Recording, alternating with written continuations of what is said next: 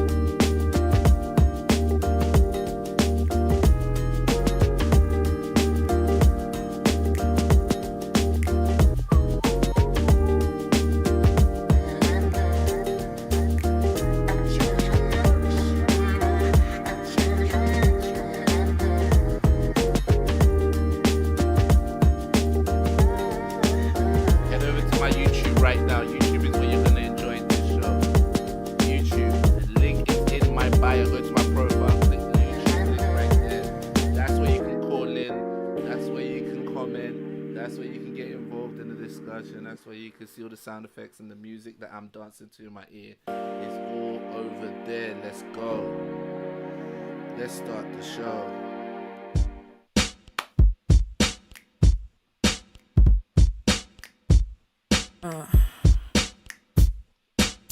Yeah.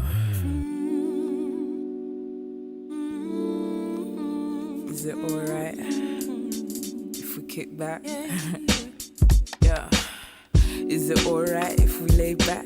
Tell me if you got time, we can take that, lay back. Or we can take two, spend more time while we're exchanging truth. I know there ain't time, I know it don't exist. Can we exist in sync, be mature and resist? Nah, really sweetie, I only speak truth. They call me Miss more time cause it's true. I miss the old days, I miss the old me. I miss not missing anything, that's the key. Let it all flow, let it all fly. Don't follow fashion, follow your passions inside. Sing it, girl, yeah. Sometimes I feel lost in this mission called life. Yeah. And I know sometimes I ain't living right, but it's alright. It's alright. Sometimes I've gotta lay back. Sometimes I've gotta lay back. Sometimes I've gotta lay. Some days I gotta lay back, kick back and sit back with my hair all back. And I don't care if it's nappy plaits. I'm a nappy queen, damn bad, real bad. Nubian queen, this Nubian sings la la la la la all day with my king. But we still find time to hunt in the forest, clothed in nothing but at least dishonest. Who can say that? They vow to be true. This is real, being real's what we do. I do this even when it's ugly. And yeah, sometimes it's ugly, sometimes I'm weird. Sometimes I wanna shut it out and not care. And sometimes I wanna disappear. And sometimes I wish I could appear on a cloud. And sometimes I wish I weren't around. And yo, sometimes I feel lost in this mission called life. Yeah. And I know sometimes I ain't living right, but it's alright. It's alright. Sometimes I've gotta lay back. Lay back. Sometimes I've gotta lay back. Sometimes I've gotta lay back.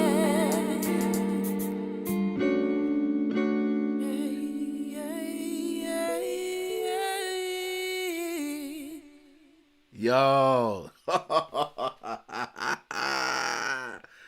Woo. Oh, we gonna have fun today. Welcome back to Friday Night Vigil. We are back. It's your internet's late night show. Oh man. Every week we're working out what this is. We're adding more to it. We're changing things. We're doing things a bit better. I want to say shout out to Aina again for Layback. That's like the theme song for the show. Shout out to Aina. The link should be in the description for her song. Please go and support her work. and show her love if you're enjoying the music. We're gonna get into some topics. As you can see, there's a smile on my face. I've been having fun this week. This week has been interesting to say the least. Um, Yo, shout out to everybody who's in the live chat right now. Shout out to Ellis, I see you. Shout out to Anthony. Shout out to Nikayla.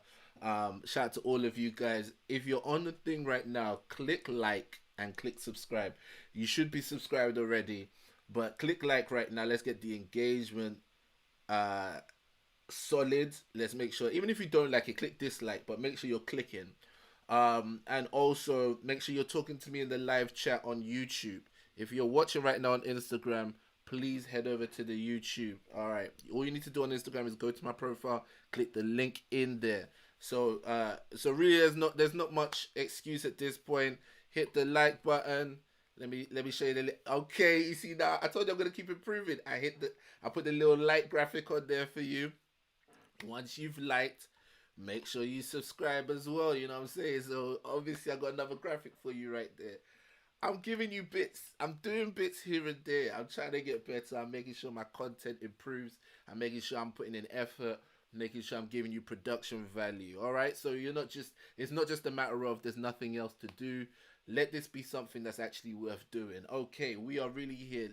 While you're in the chat, just let me know what's been your favorite thing this week. What's been your favorite thing this week? Let's just check in with everybody, make sure everybody's good. Just to give you an idea of what we've got coming up, we have I'm debuting the sort of song of the week for the first time.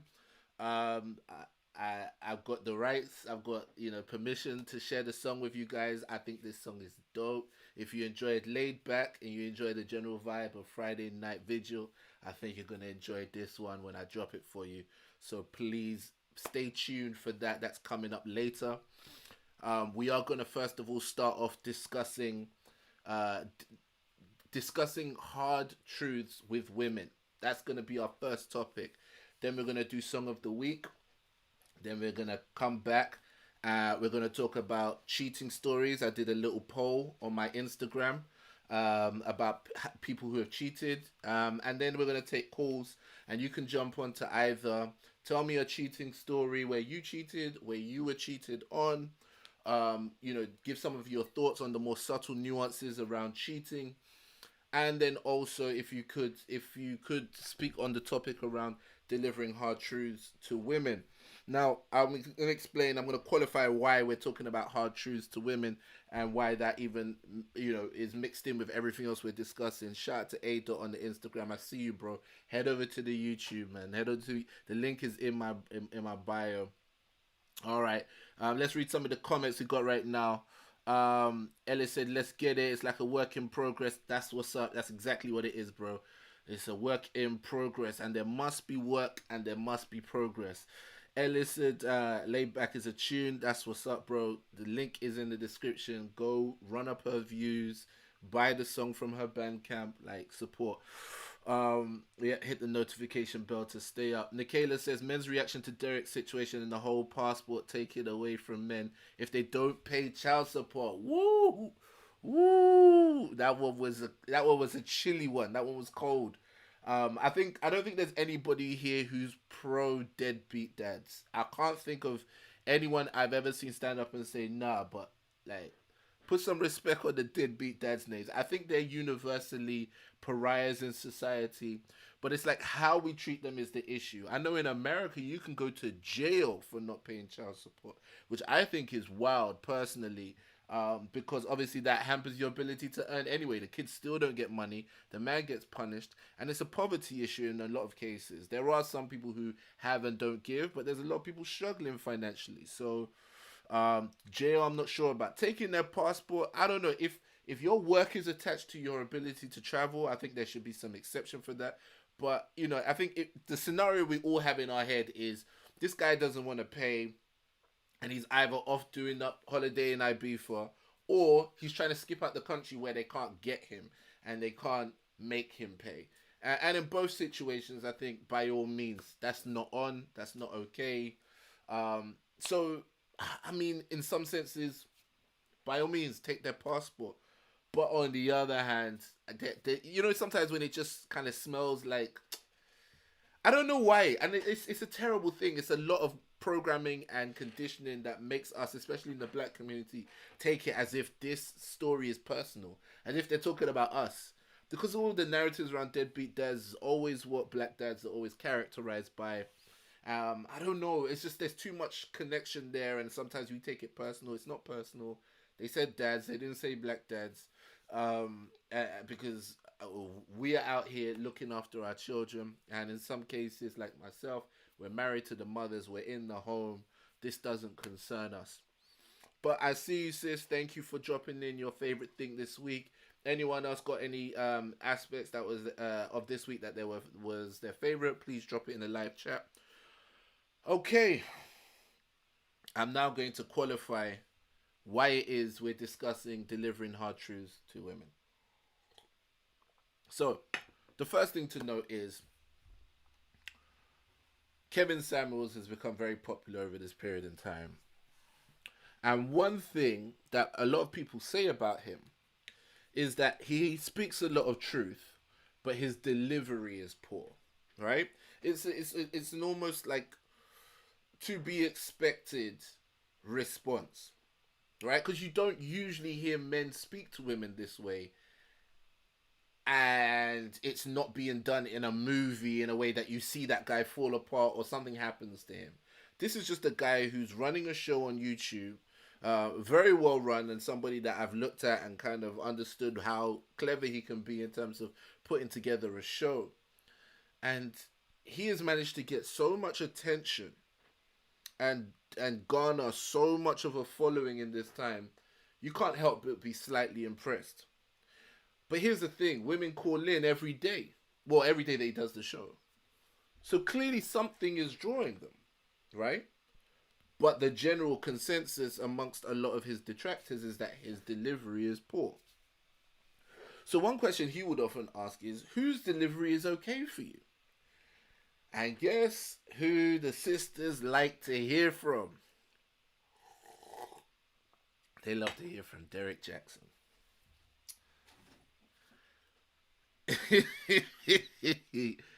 Yo, people would tell Kevin Samuels that why can't he be more like Derek Jackson? And that's a comment that didn't age very well. You know, there's something Nikayla put it as men's reaction to Derek's situation. Black men especially, we really enjoyed this Derek situation. Do you know why? Not because we love to see the downfall of another human being or another man or another black man. But this guy in particular made it so sweet. Oh my goodness. The level to which he pandered in his narratives towards women made it so sweet to see him fall. Now, let me be clear here. Holding men accountable is one thing. Men should be held accountable. But not having any grace, consistently taking a negative view of men, and speaking down to men and being condescending. Now, you better be perfect. Oh, you got to be perfect now. There's no way you do that. Who does that? Who does that? If you're a man, you speak to other men, the first thing you know is that the first code is respect. It has to be with respect. There's no way you reach men as a man being disrespectful. You cannot say you genuinely care about reaching men whilst being disrespectful to men. You don't fundamentally understand men if you do. You have to speak to men with respect if you ever want to reach them. And that's a tip for women as well. It's our number one need, honor and respect. Our number one mega need in life is to obtain honor and respect. So you want to start off with that disrespect, then I know for one thing, you ain't trying to reach me as a man. You're trying to garner up more of those suckers who are going to buy your book and your masterclass.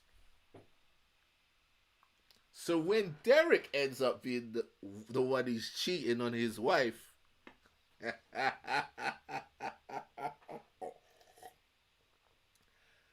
that somebody would have the mouth to be talking about guys who cheat.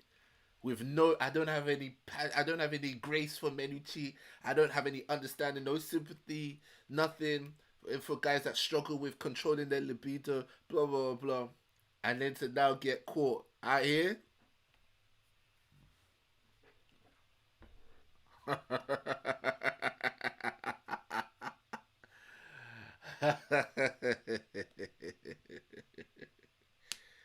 Yo, after all of that, just come on, cheater. Come on, cheater. Wow. What a big wow. So then it begs the question, would you rather be lied to nicely or told the truth harshly? That's what we're getting to. I'll give you some other reasons why we're discussing this topic. The other one very clear reason is I am always in trouble with my wife for not saying it the right way. She could murder me and I'd be like, you are a killer. And she'd be like, I don't like the way you said that. What is it, sisters? How can anybody tell you about what you did wrong? Because it seems like when you can't challenge the content of what they're saying, the only weapon you have left is the way they said it. So if you can continuously shift the discussion back to how they said it, we never have to deal with what you actually did. When Kevin Samuels tells women that a lot of you are unbelievable, you want guys to just pay your way and you don't want to do anything, don't want to give them anything in return. Women go, oh my goodness, how could he say that? The content of it is factual. You can't say you just want a guy to come and pay your lifestyle, but you're not offering anything in return. So, what would Derek Jackson say? Derek Jackson say you don't have to give him nothing. Meanwhile, Derek Jackson giving that meat to everybody who will take it. One of his mistresses said he'd be jerking off in the parking lot sending her videos. Do you know what? That guy has a spiritual bondage to cars. There's something about being in a car that's doing too much for him. Something about it. How are you jerking off in the parking lot? Big Derek Jackson, you know. Man went gym and trained up those muscles to jerk himself off in the parking lot. That's a sad way to go out, man. That is a sad way to go out. Yo. Let me be clear on one thing, though. I said today I want to stop enjoying this Kevin Samuels situation. Why do I say that? Because I genuinely believe that everybody needs a path to redemption. When you've done something wrong, if you don't have a way back to being in good stead, then there's literally no point in anyone holding anyone accountable. If there's no form of rehabilitation and redemption, we all need it. Can I just say to anybody who's on the Instagram, click the link in my bio to head over to the YouTube to fully enjoy the show and to be involved and to comment so I can read your comments on here. I'm going to come to the comments real soon. So I do believe he needs a path to redemption. I also strongly believe a big part of that path to redemption is stepping down, stop making videos. Go and get fed. And when I say fed, I mean go and let somebody teach you for a second, because you are in no place to be teaching anybody. I think that's the loving, God-honoring way to deal with somebody who has trespassed to this extent. You have no business trying to sell anybody a masterclass, a book, nothing. Just chill. Right? And figure out what it is with you and cars. Get therapy. Why it is you're always in the car, outside your mistress's house, making videos, telling people how to live their lives. Why you're jerking off in the parking lot and making videos of it and sending it to her. This isn't life, bro. This isn't life. I know sometimes you can get lost in the sauce. Bro, you're too deep in. You're too deep in. You can't have all these muscles to be jerking yourself off in the parking lot, man. Fully functioning wife at home. Actually, we'll get to the wife side later on, but I'm not going to get there. Another reason why. There's a Twitter thread that was made into an Instagram post that I was tagged into. Shout out to Emily. And let's look at the nature of it. It says your wife cooks and it turns out too salty. Complain in the most romantic way as as the husband. And these are three responses from men who tweeted back. Baby, you added small food to the salt you cooked today. You added small food to the salt that you cooked today. Baby, you're not Lot's wife, you're mine.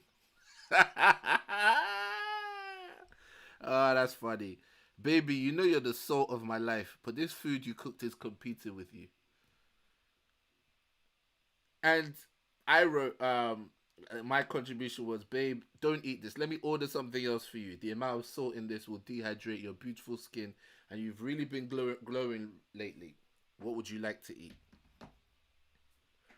What's the humor behind that?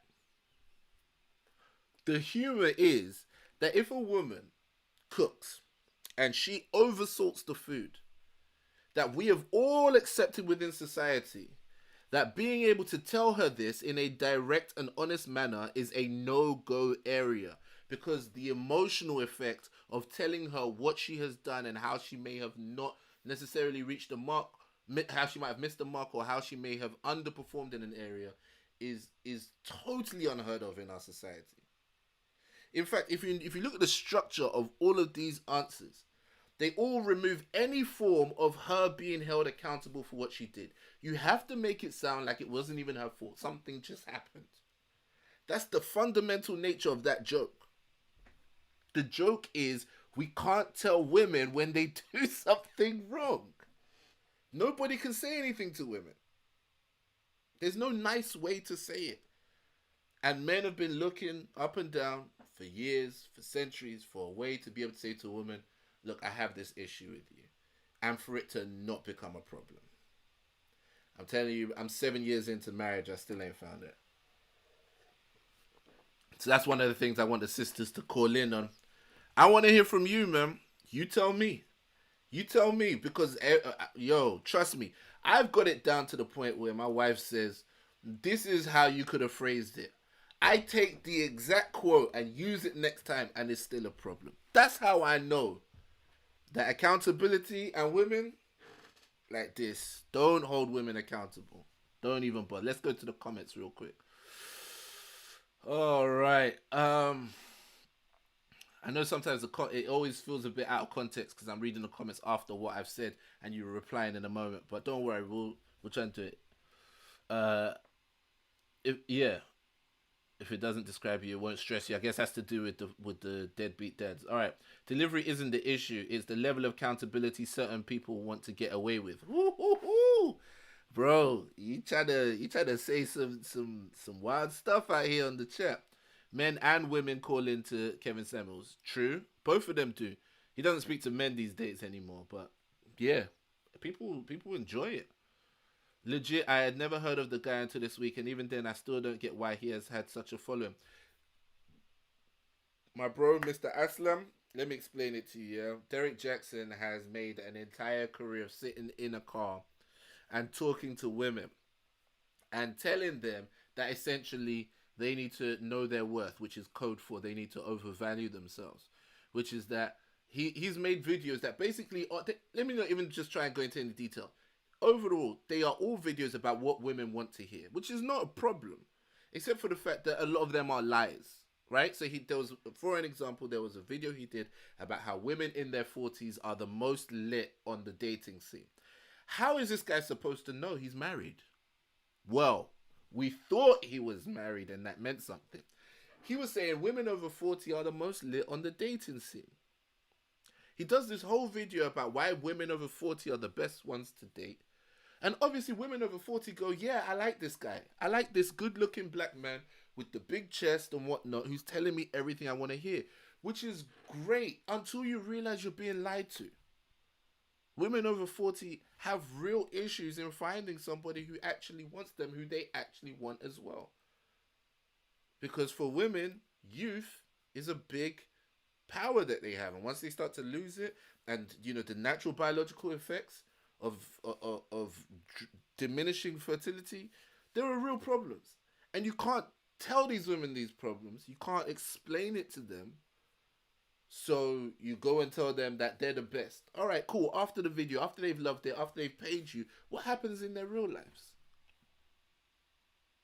So if you can imagine that and extrapolate that into many different situations, where every time he's describing a situation, the person who is good is the woman, the person who is bad is the man. If you keep putting this out there are a lot of people with a very warped sense of how things are going in their life. There are a lot of people who will extrapolate the information and overlay it over their life with no accountability for whether that is truly their situation or not. If I write something vague and general like guys be the best lovers, there's a guy out there who is a terrible lover, and he hears me say that, he imprints himself into that story and goes, yeah, he's further emboldened in the fact that there's nothing he can learn about being a lover. He's the best. Simply because he wanted to hear what I said. There's no qualification on it. There's no like, guys who listen to their wives are the best lovers. Just guys. Do you see how wild that is? So the guy won't even bother listening to his wife because he's convinced because Ola said it, he's fine. And that's what this guy did for women over years and built up a huge following. I think he's got over 1 million followers. This guy has sold masterclasses on how to spot narcissists and all sorts. It's just everything to keep women consistently coming back to him and buying more from him. Books. He's wrote about the cheating heart. He does that tough talk to men, which women love to hear. But it was all a lie. It was all a lie, which is why I don't even trust people who speak my narrative too much. As much as I might enjoy Kevin Samuel's video, I pick holes in what he's saying all the time. There's no one person apart from Jesus Christ who they can say anything and I just accept it as gospel. See what I did there? All right, let's get back to these comments. All right, Anthony, it's not pandering in my opinion, but you can't come with that energy and slip up. Yo, Anthony says it's not pandering. Fair, bro, that's on you. I think it's pandering, man. I think if you look at the general tone of the things that he said about men, it was pandering, straight pandering. Because look, it's how you build a narrative that counts. And if you build a narrative on the presupposition that men are in the wrong, it doesn't mean that men are never wrong when somebody objects to it. It's the fact that you've built the whole narrative on the presupposition that men are wrong. If you do that, bro, like you said, you can't come and slip up. He's a sociopath, that Derek. I agree with you. Truth hurts no matter how it's delivered, depending on the person. This is true. I think I've got to a point where there's something in the Bible that says, if you correct a wise man, he welcomes it. But don't bother correcting a fool. So I think there's wisdom in accepting constructive criticism. To everybody on Instagram, head over to the YouTube right now. The link is in my bio. I used to, every time I was doing stand-up, I would actually tell the audience to come and give me constructive feedback. Because I know that is imperative for growth. That's 200 eyes right there. They may say, there's a lot of stuff that I'm going to disregard because they don't know anything about comedy. But that's 200 eyes right there. If they've seen something that I can't see and they give me a heads up, that I just had the benefit of 200 people put their mind towards developing me. That's what happens when you're able to accept somebody's correction, feedback, or even rebuke. And if you feel like you're beyond rebuke, oh my goodness, you are on your way to the worst kind of behaviors. And you'll be so sure that you're right because you have blind spots. Amen.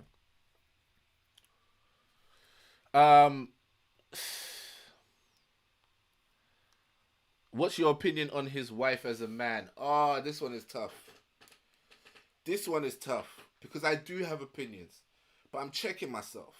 Why am I checking myself? Because it's wrong I don't think it's right like that to just be commenting on the next man's wife. That's his wife.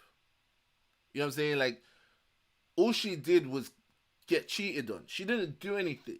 You see what I'm saying? Like, she did marry a guy who's in the public eye, but This is the reason I don't put my wife out on social media. I don't put her face. I don't put my children's faces out there. Is because there is a sense to which you feel like you can speak on things like the appearance. That's the obvious thing that a lot of people want to deal with, and also how zealous she seems to be religiously. But like her appearance and let me just say I have spoken on his wife in conversations with friends. But when I rethink about it, if I had a picture of my wife up and people started commenting on her, I don't know if I could take that lightly. So I'm gonna have to have some respect and say, do you know what? That's his wife. I'm not commenting on it. I hope you can respect my decision. All right, how can you be shouting, "You cheaters make me sick," and then get in your whip and grab yourself? Yo, that guy's a special kind of scumbag, man. Special kind of scumbag. If you're still on Instagram, trust me, go click the link in my profile and head over to the YouTube. And shout out to Captain Tempo because you gave me the name for this show. Friday Night Vigil is happening. Head over to the YouTube real quick. All right. Let's get back to these. Definitely needs to stop commenting on anything, for real.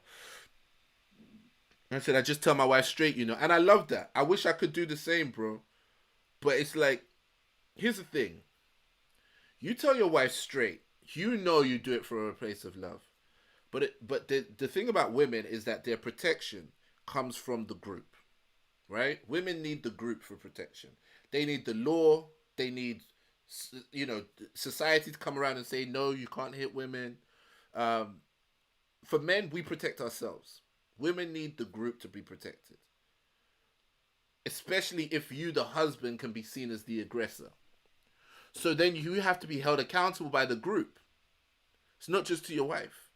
So if she now reports to the group, he said this to me, and it made me feel like this, emotional abuse charges are coming around your way without even thinking about it. So it's not just as simple as I tell my wife straight. You also need a wife who's willing to accept straight, direct talk about an issue you may have. But as we can see from most of these jokes and most people's experiences, that's not always the case. You're often dealing with a woman who doesn't want to hear it from you. And will tell you that the reason why is because you said it wrong. And will send you on a wild goose chase of finding the perfect way to say it. And what you don't realize is all of them are wrong. Because fundamentally she doesn't want to hear it. So, I'm going to give you sisters a chance to call in at some point and tell me, who is it that says it the right way? Who is it that speaks to you? Because a lot of sisters were really plugging Derek Jackson until they now realize he was lying to them this whole time. So maybe you're better off with the guy who speaks to you straight, gives you the bitter pill, but it's good medicine, rather than the one who feeds you sugar and gives you diabetes. Make sure you're clicking that like button. Make sure you are telling people Friday Night Vigil's going on right now. We're going to get into this discussion heavy. Shout out to Mr. Vibes. Make sure you join on the YouTube, bro. The link is in my bio on Insta. And then, make sure you guys are also subscribed to the YouTube channel as well, so that you know when stuff is coming out. You can catch another podcast I do with Fumbio Motayo.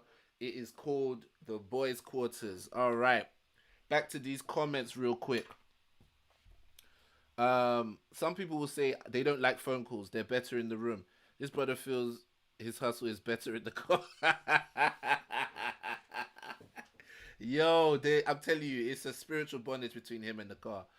Maybe it's a long con, and now he'll come back with a new book on how he slipped up and recovered. Yo, Mr. Aslam, you're already ahead of yourself. He has the book. Whilst he was doing his explanation, he was holding up the book, How to Heal Without Hurting Each Other. Oh my goodness, the game is cold. It's a dirty game, y'all. It's a dirty game, y'all. He had the book ready. He said that based on this situation of cheating on his wife and working on his marriage and coming back together, reconciling, he wrote this book, Healing Together Without Hurting Each Other. Meanwhile, according to the third mistress, he was still seeing her this month.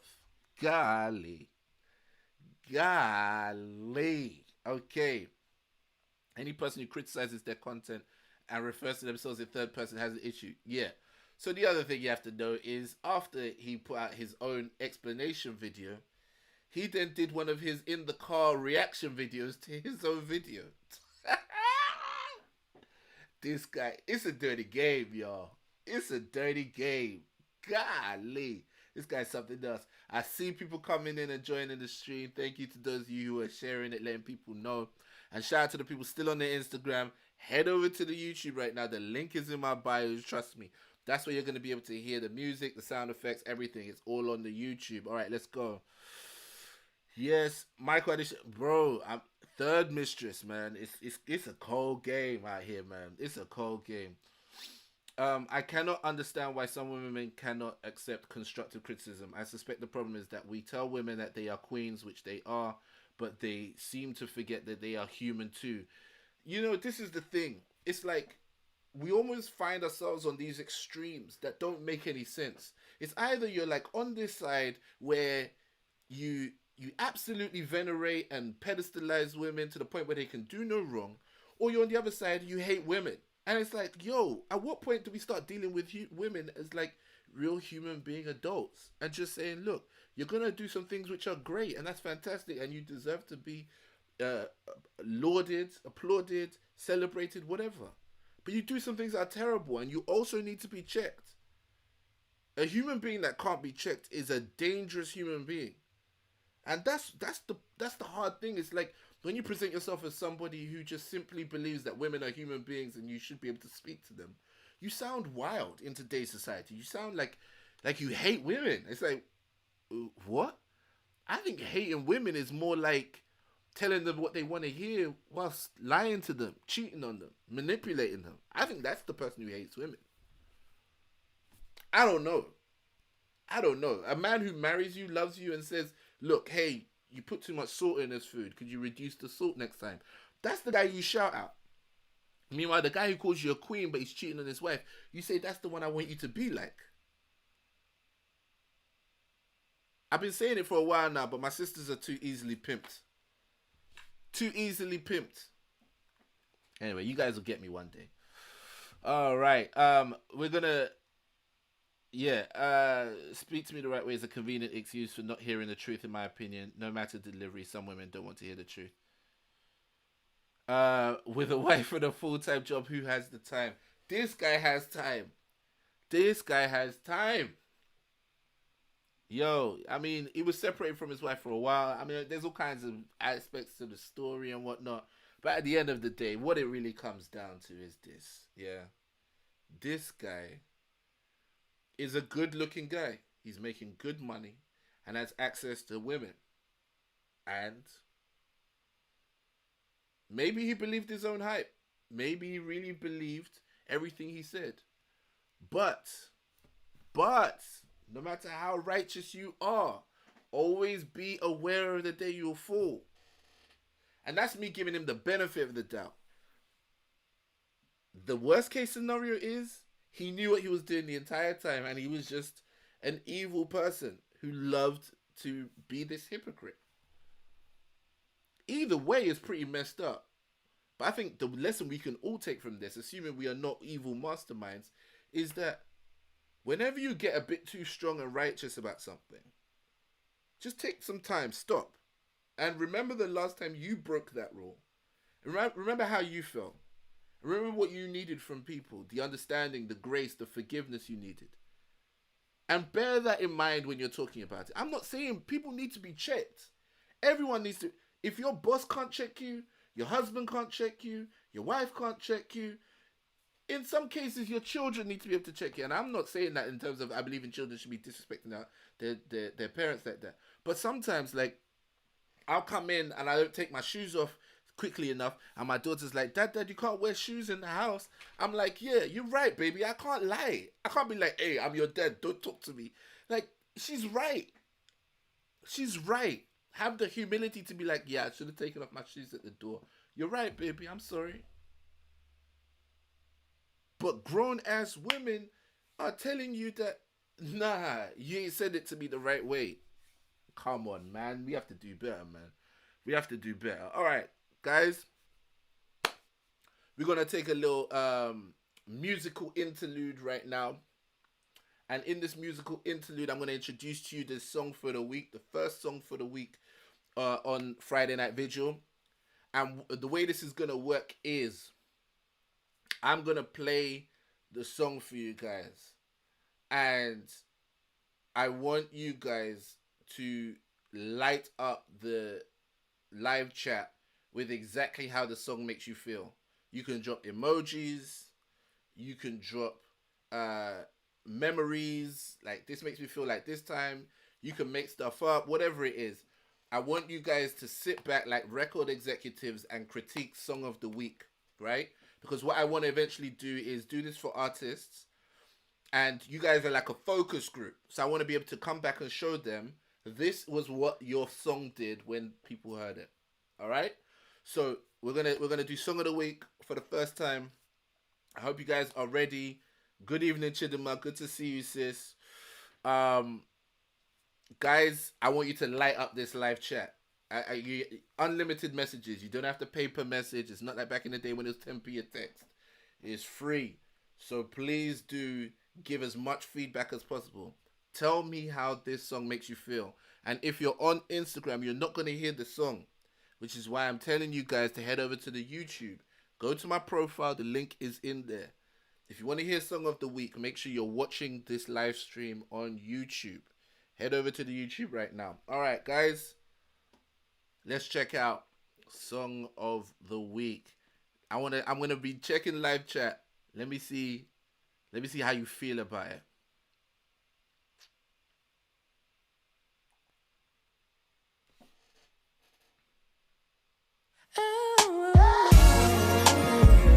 We gon' celebrate.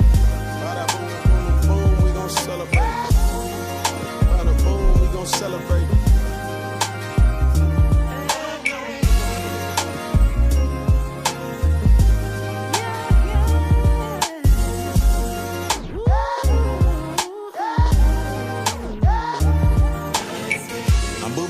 With black nights, these diamonds made from pressure made me dazzle in black ice. Coated in December, harder picture, a future warmer. My life is calmer, drinking water, drifting from drama.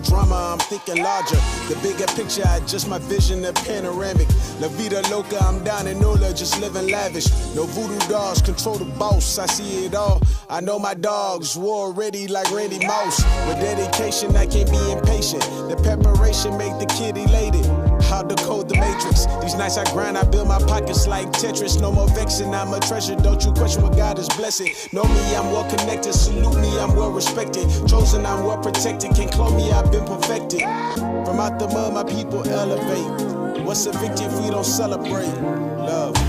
I got reason to be grateful. I got reason to celebrate. I got reason to be grateful. And I choose to celebrate.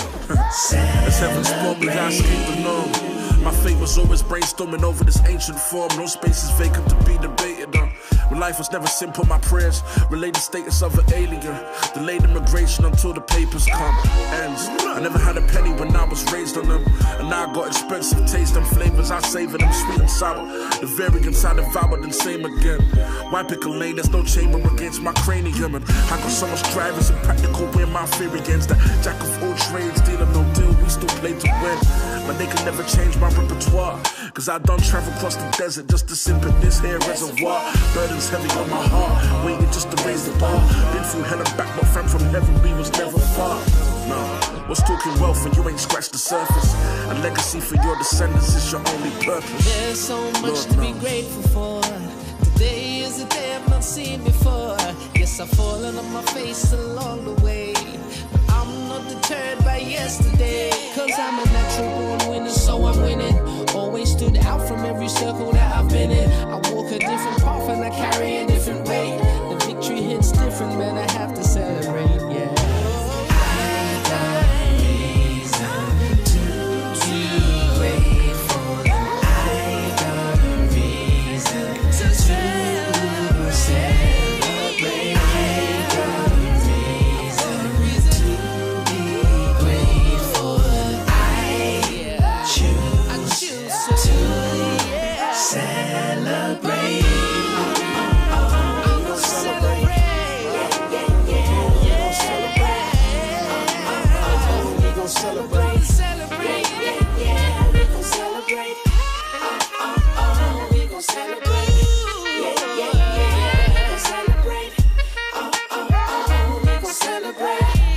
yeah, we can celebrate.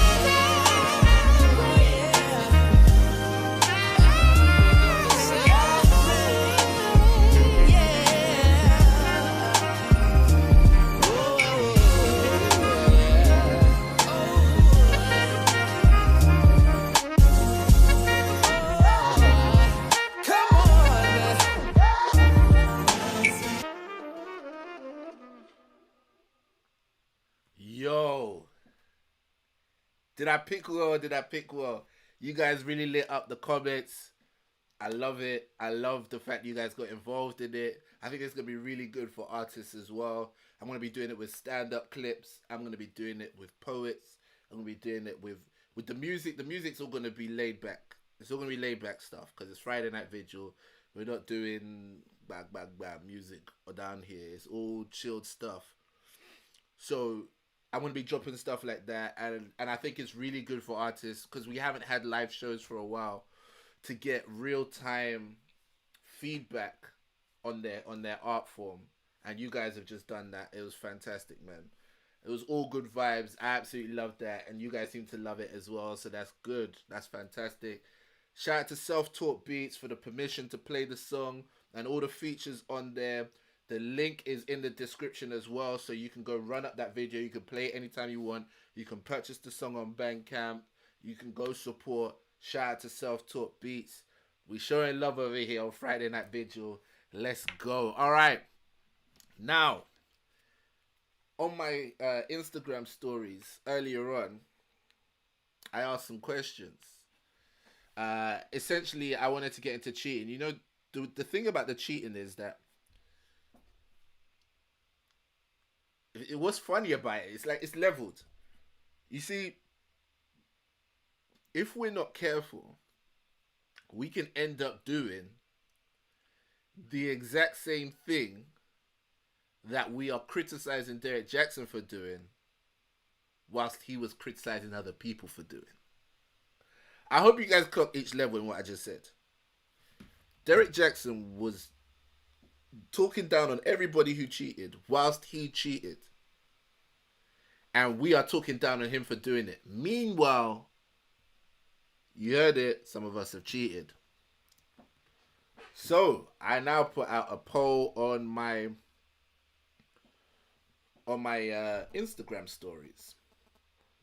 And I essentially wanted to get a sense for how many people, these are average people. I mean, I guess my audience has a certain demographic to it.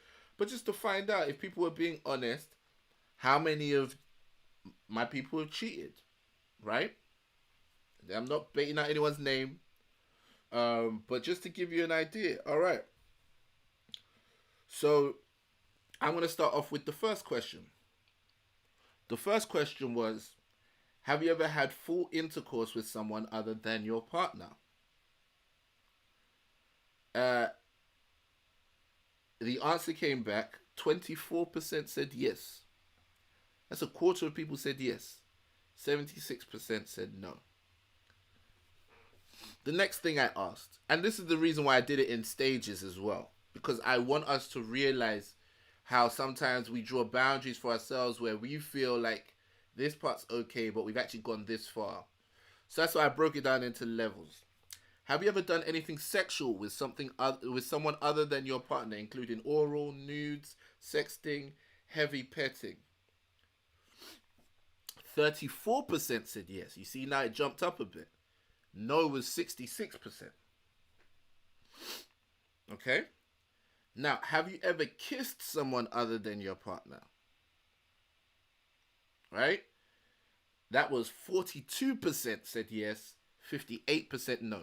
So as you kind of work backwards in the bases that we kind of use, like first base, second base, third base, home run, as you look back, you find more people there. Right?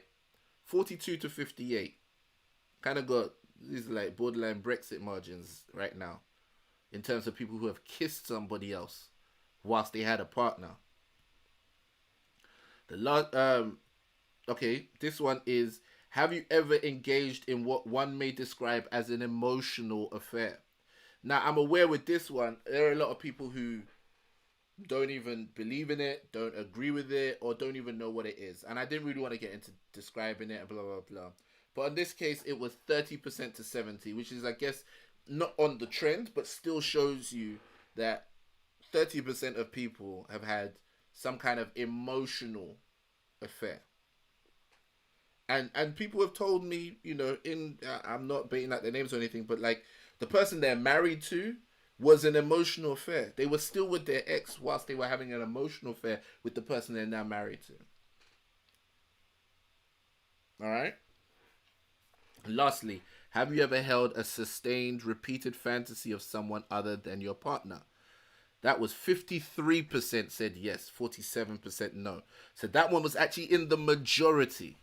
The majority of people have had a sustained, I'm not talking about you had one idea and then it just vanished and you're like, how could I think that? No, I'm talking about a sustained fantasy about someone else other than your partner.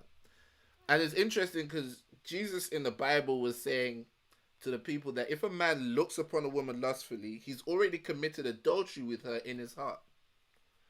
Which means there's a lot of us who like to draw the boundary on cheating because we're like, I didn't physically act on it. I didn't physically go through and do the motion and blah, blah, blah.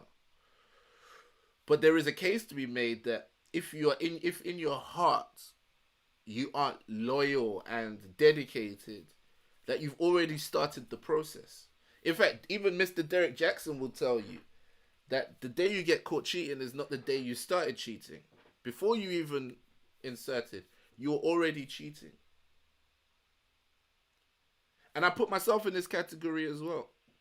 I've been very clear about my my struggles with porn, and when I look back on it, I was like, that's cheating.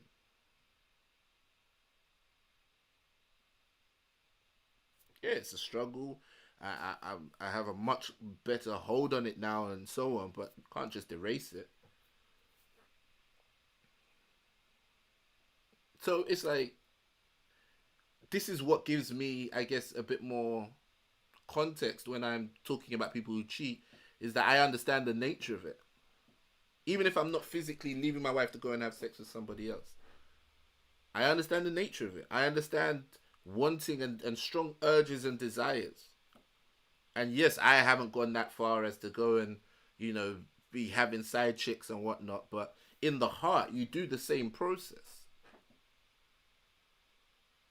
That's why I feel like we all deserve a bit of grace. I know 47% of people said they've never even done that before.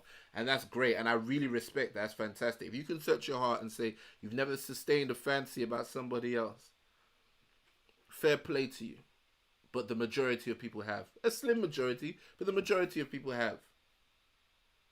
And there are men and women voting in this. This wasn't a gender-based thing. I don't know the splits, because I'm trying not to get too much in people's business. I just wanted the raw data. And thank you guys for all of you who were honest. But I think we can all see that, like, we're not in strong moral positions here.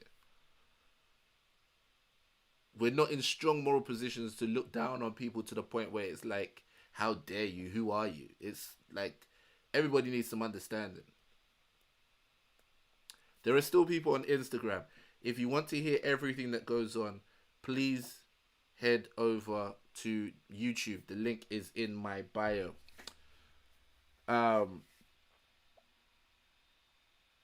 Say what you want about DJ. He is fabulous at marketing.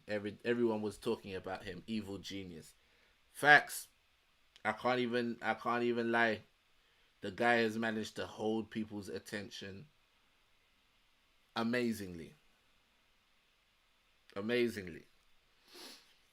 So, shout out to everybody still rocking Friday Night Vigil right now. Shout out to everybody who enjoyed the song.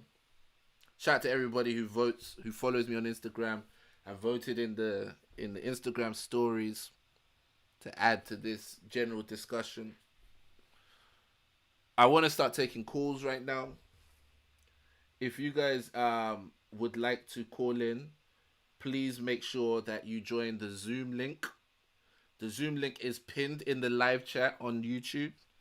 We're gonna start taking calls. I'm gonna basically go for a little intermission. I'm gonna quickly go and urinate because I've been drinking a lot of water.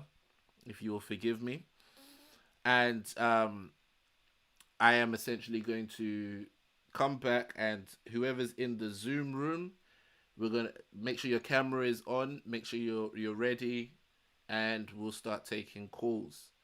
And yeah, I want to hear your thoughts. You can come on to speak on one of these topics.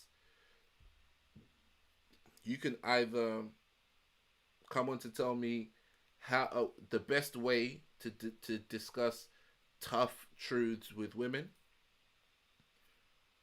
a story where you've been cheated on or you cheated on somebody, and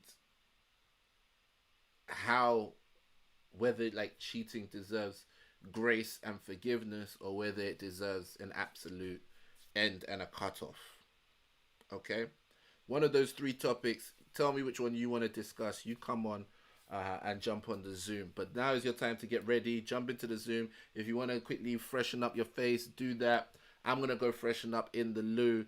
But again, I'm going to be back in no more than 5 minutes. So get yourselves in the Zoom room. Let's go.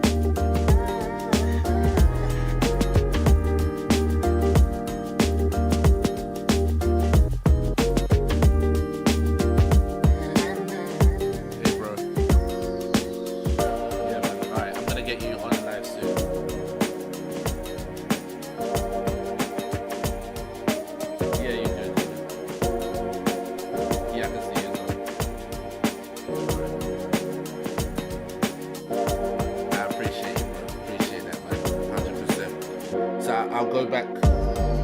I'll go back on live, introduce the fact that I'm about to do a call, and then you'll be on. So the three topics are either how can you deliver hard truths to women, a cheating story where you cheated or you were cheated on, and whether or not cheating deserves grace and forgiveness or cancelling.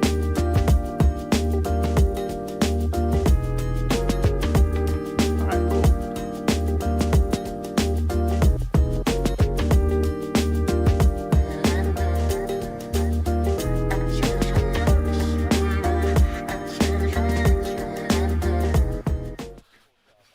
Thank you very much, my brother. All right, we are back. I am relieved. I've hit the toilet. I'm feeling fresh. I got my bro on the line ready to go. The rest of you, stop being scared. Jump in the Zoom. Let's get ready. Let's get active. Let's talk. Let's discuss. So let's go and take the first caller of the night. Yo, my guy, you are live. Yeah. Talk to me, bro. Talk to me. Yeah, it's an interesting one. I think the topic in Which one is it that you want to speak on again? I wanted to talk on whether cheating should either be given grace and allowances or cancelled altogether. Yeah. Okay. Now, I myself haven't cheated, so again, I don't really have the Remember weight. when I gave all those different levels? You've not done any of them? One of them, yeah. Okay then. So, in some sense of the word, you have cheated. You might say that, oh, my cheating is not as bad as someone else's cheating, but you've done some version of it. Some version of not giving the fullness to the person you're committed to and given something, whether it's an emotional thing or a kiss or whatever it was, you gave it to somebody who you weren't committed to. Yeah. While you're committed to someone else. So in that situation, does that make you see things differently? Yes, in two factors. One, because I did it when I was a lot younger, and two, because as I've gotten older, I'm beginning to see the nuances in life more. I'm understanding that life doesn't necessarily make it black and white. So to make this relatable to cheating, and I'm not giving a pass to those who cheat. I just, like I mentioned to you before, at another point in time, that it comes down to like accountability and the emotional stability of that person. So yeah, you know, that one time, like almost a decade ago, where I was in that position and I did what I did, it literally took that person revealing their own flaws to highlight my own flaws to make me say, I don't want that. Because I became comfortable, or rather I begun to realize how to be comfortable in my own self.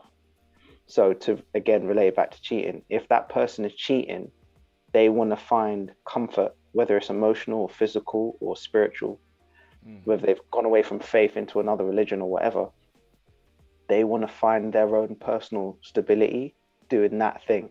And they don't know how to confront it or face it in and of themselves. So they would rather go somewhere else to validate something that they should have done in themselves already. So to make it very simple, if you want to go out and drink and eat fast food that aren't, that isn't, processed correctly, and you want to like treat your body incorrectly, you want to treat your family disrespectfully, and then you want to come back and expect a great life, that's not going to be the case, because you've done all the things to not warrant that. So easily all of those things can be addressed when you break it down. So again, being accountable, and again, seeing the nuances in it. Like, I'm not saying I'm a perfect person, but I'm understanding now as I break things down step by step, moment by moment, that it becomes easier to be held accountable by my friends and my family to how I can then progress. So to make it relatable to Derek Jackson, he has chosen to live a certain lifestyle while promoting another, because he doesn't want to fully realize what it means to be in a committed relationship of 20 plus years or whatever years. Like, he doesn't want to face that within himself. He doesn't want to turn around and look at the good and the bad. He just wants to look at the good. He wants to get validated by different people, because either one, he doesn't know how to do it within himself, or he hasn't shared enough with his wife to allow her to highlight the flaws in him. So he's not a stable man. So I don't really boil it down to a man or woman issue. I now boil it down to what kind of human being is that? Like, they want to be that emotionally unstable that they can't talk about themselves or do X, Y, and Z. What if, in a situation where, let's say he's married her, and bear in mind, he has sorry to cut you off. The reason why I'm saying all of this is that my sister clued me up to it, because he has been with his wife now for since they were 17, 18. So that's the reason why I'm saying what I'm saying. So if you're in a situation where, you have committed to somebody and they don't meet your needs, is there any extra grace for if you end up outside? So let's say, for example, I can't speak on their situation, I can't speculate on them, but let's say husband A has been with wife B since they were 17. They're grown now, and due to whatever reason, insecurities, her body's changed, whatever it is, he has needs and she's not meeting them. Do you have any extra sympathy? It doesn't make it right. I think we can all agree that the ideal is to fix it within your commitment rather than to go elsewhere. But do you think that warrants any extra sympathy? It depends on what we as a collective or the individual wants to define themselves as healing. Like, what we now saying is the terms of healing. Is it for the community, or is it for that individual's well-being? I mean, I guess in the sense, most people don't even see them as needing healing. It's like, you're the perpetrator, you're the one who did wrong.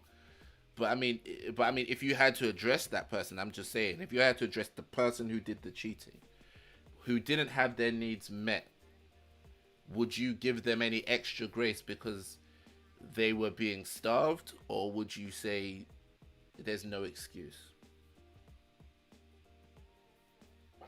First of all, I ask the question is like, when did that person decide to make it normal? Like, when did you decide to make cheating normal in your life rather than having a conversation? No, I'm trying to progress it beyond that. Like, the obvious things, I think we can deal with, like, go and communicate, go and work on it, and so on and so forth. Let's say they've had all the conversations, and it's just not being met. You've taken the entirety of your sexuality and tied it to one person. This one person says, I'm not going to meet your needs. I'm just not going to do it. In that situation, is there any grace? I'm not talking about where there's still a way you can fix it, blah, blah, blah. I'm talking that person has decided they're not doing it. Maybe because I'm tired, I'm a little bit more ruthless, but I'm saying just cancel them, innit? Cancel them? Yeah, forget them. What, as in, like, forget your wife? Yeah. Or forget your husband if they're denying you? Yeah. But again, Ellis a savage, okay? Like, just leave them, innit? Like, you don't know, like, I don't know the context, innit? So I'm like, forget them. Leave them. Mad. You're never gonna learn that lesson now if you're gonna be saying that kind of stuff, and for it to get to this point, leave them, innit? Like, your commitment and your accountability to that person is clearly out of the question. So forget them, innit? Wow. Okay. There's a question that's coming and says, how can a person prove emotional cheating? Where is the line? I mean, I could try and feign together a definition or an answer to that, but do you have an answer to that? No, I don't have an answer because, again, I'm not them. So it's impossible. Feelings are feelings. it's like artwork, subjective. You can't really like you can't define it with a strict linear barrier. Like it doesn't work like that. The same way we can critique another person's work, it's just not that black and white. It doesn't work like that. Okay. Like at the end of the day, whichever way we boil it, how we want to critique it, look at it, analyze it, chop it up, flip reverse it, put a T-Pain remix on it, we're never going to be able to say with concrete certainty that this is the way it is. Like it just doesn't work like that. Deal with the fact that life is messy and uncomfortable, and just figure it out. Ask questions and figure it out. Life ain't going to be so cut and dry with, oh, it's like this, it's like that. That is. I think there are some indicators though. I think like, you know, Really? there are some indicators in the sense that like if you know within yourself that you are starting to enjoy someone else's company more than the person you're committed to, the chances are you are heading down this line. It's not a given, but the chances are you are heading down this line. If, for example, you are starting to hide stuff from the person you're committed to, so that you can enjoy it with the person you're not committed to, I think we can say you're starting to head down that line. You know, if you get to the point where, you know, you are more emotionally invested in your most emotionally charged moments, you're more invested in connecting with the other person than the one you're committed to. I think you can see you're starting to go down that line. If when you're sad you call them, when you're happy you call them, you know, when you get good news you want to share it with them, and you're not speaking to the one you're committed with first, I think you can start to say you're heading down the line of that emotional affair. Potentially.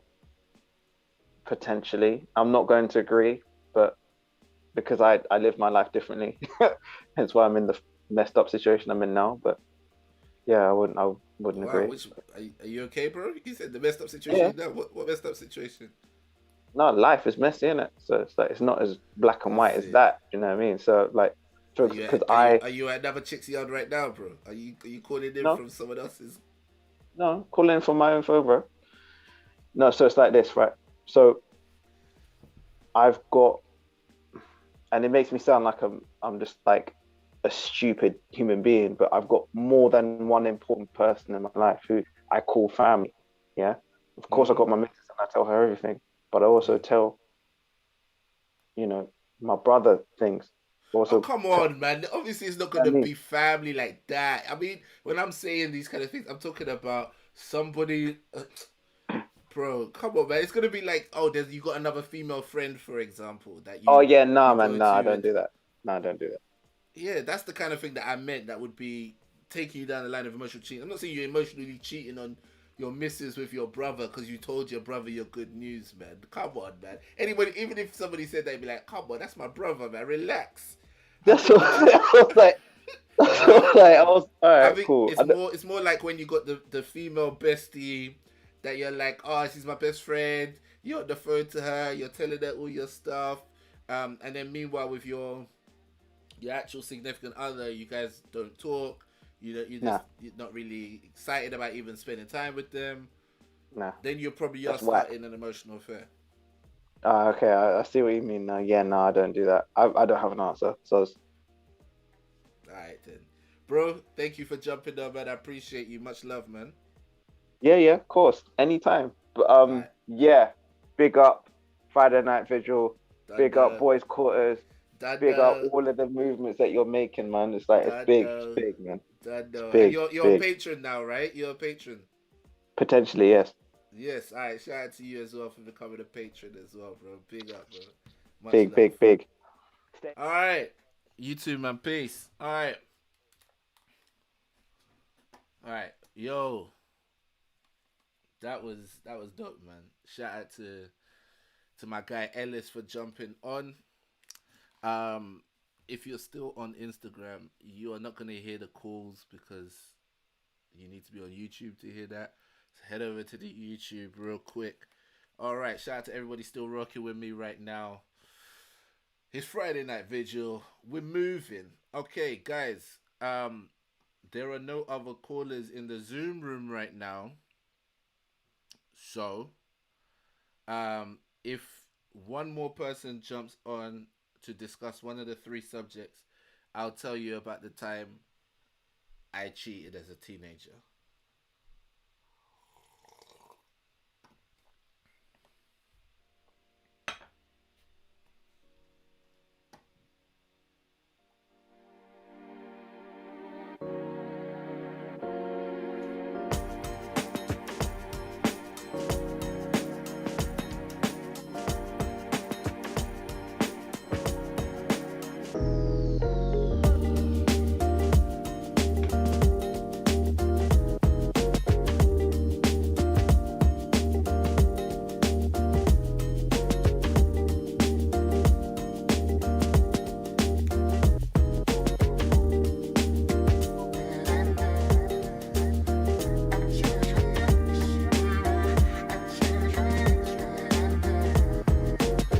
My guy, what's going on, bro?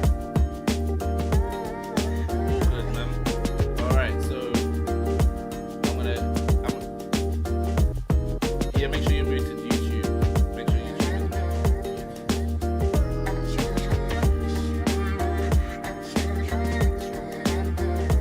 All right, I'm gonna go back. I'm gonna introduce the fact that I'm back, and then I'll bring you on.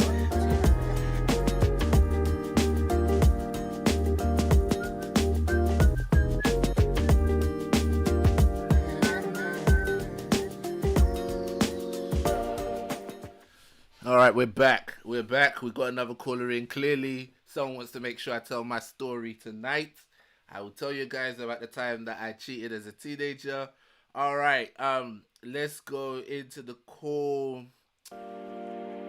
Yes, my bro. Okay, let's turn this music down real quick. And let's get into it, bro. Which one of the three subjects did you want to speak on? I was gonna speak on from actually give me the subjects again. So the first one was how can you deliver tough information or tough truths to women? The second one is a situation where you've cheated or been cheated on. And the last one is, does cheating require grace and forgiveness, or like canceling, like you're done, you're out of here? Oh, I've got views on the cheating side of things, not in terms of like in a relationship, but in terms of whether it deserves grace or not. Okay. But we've already touched on that. So Everyone's avoided number two. Are you telling me okay, even if you've never cheated, you've never been cheated on? That you know of. man. That you know of. No. Do you know what? I mean, So this is the thing, yeah. I've never been in any delusions of the situation that I'm in, if that makes sense. Okay. So I've definitely in my younger days, like I think most of us know, but then a lot of us are just in denial in our minds of what the situation is. So when I was younger, these aren't girls that I would call my girlfriend, but they're girls that I'm trying to get their attention, and we end up speaking on the phone for hours. And the reality is, when I look back, I was basically like audio Netflix. Like I was just very entertaining. That's all it was. Do you get what I'm saying? But I'm not in. I used to try and gas myself back then that maybe they're a little bit busy. That's why we can't link. Da, da, da, da. But we when you really look back, you know what the truth was. Of course, yeah.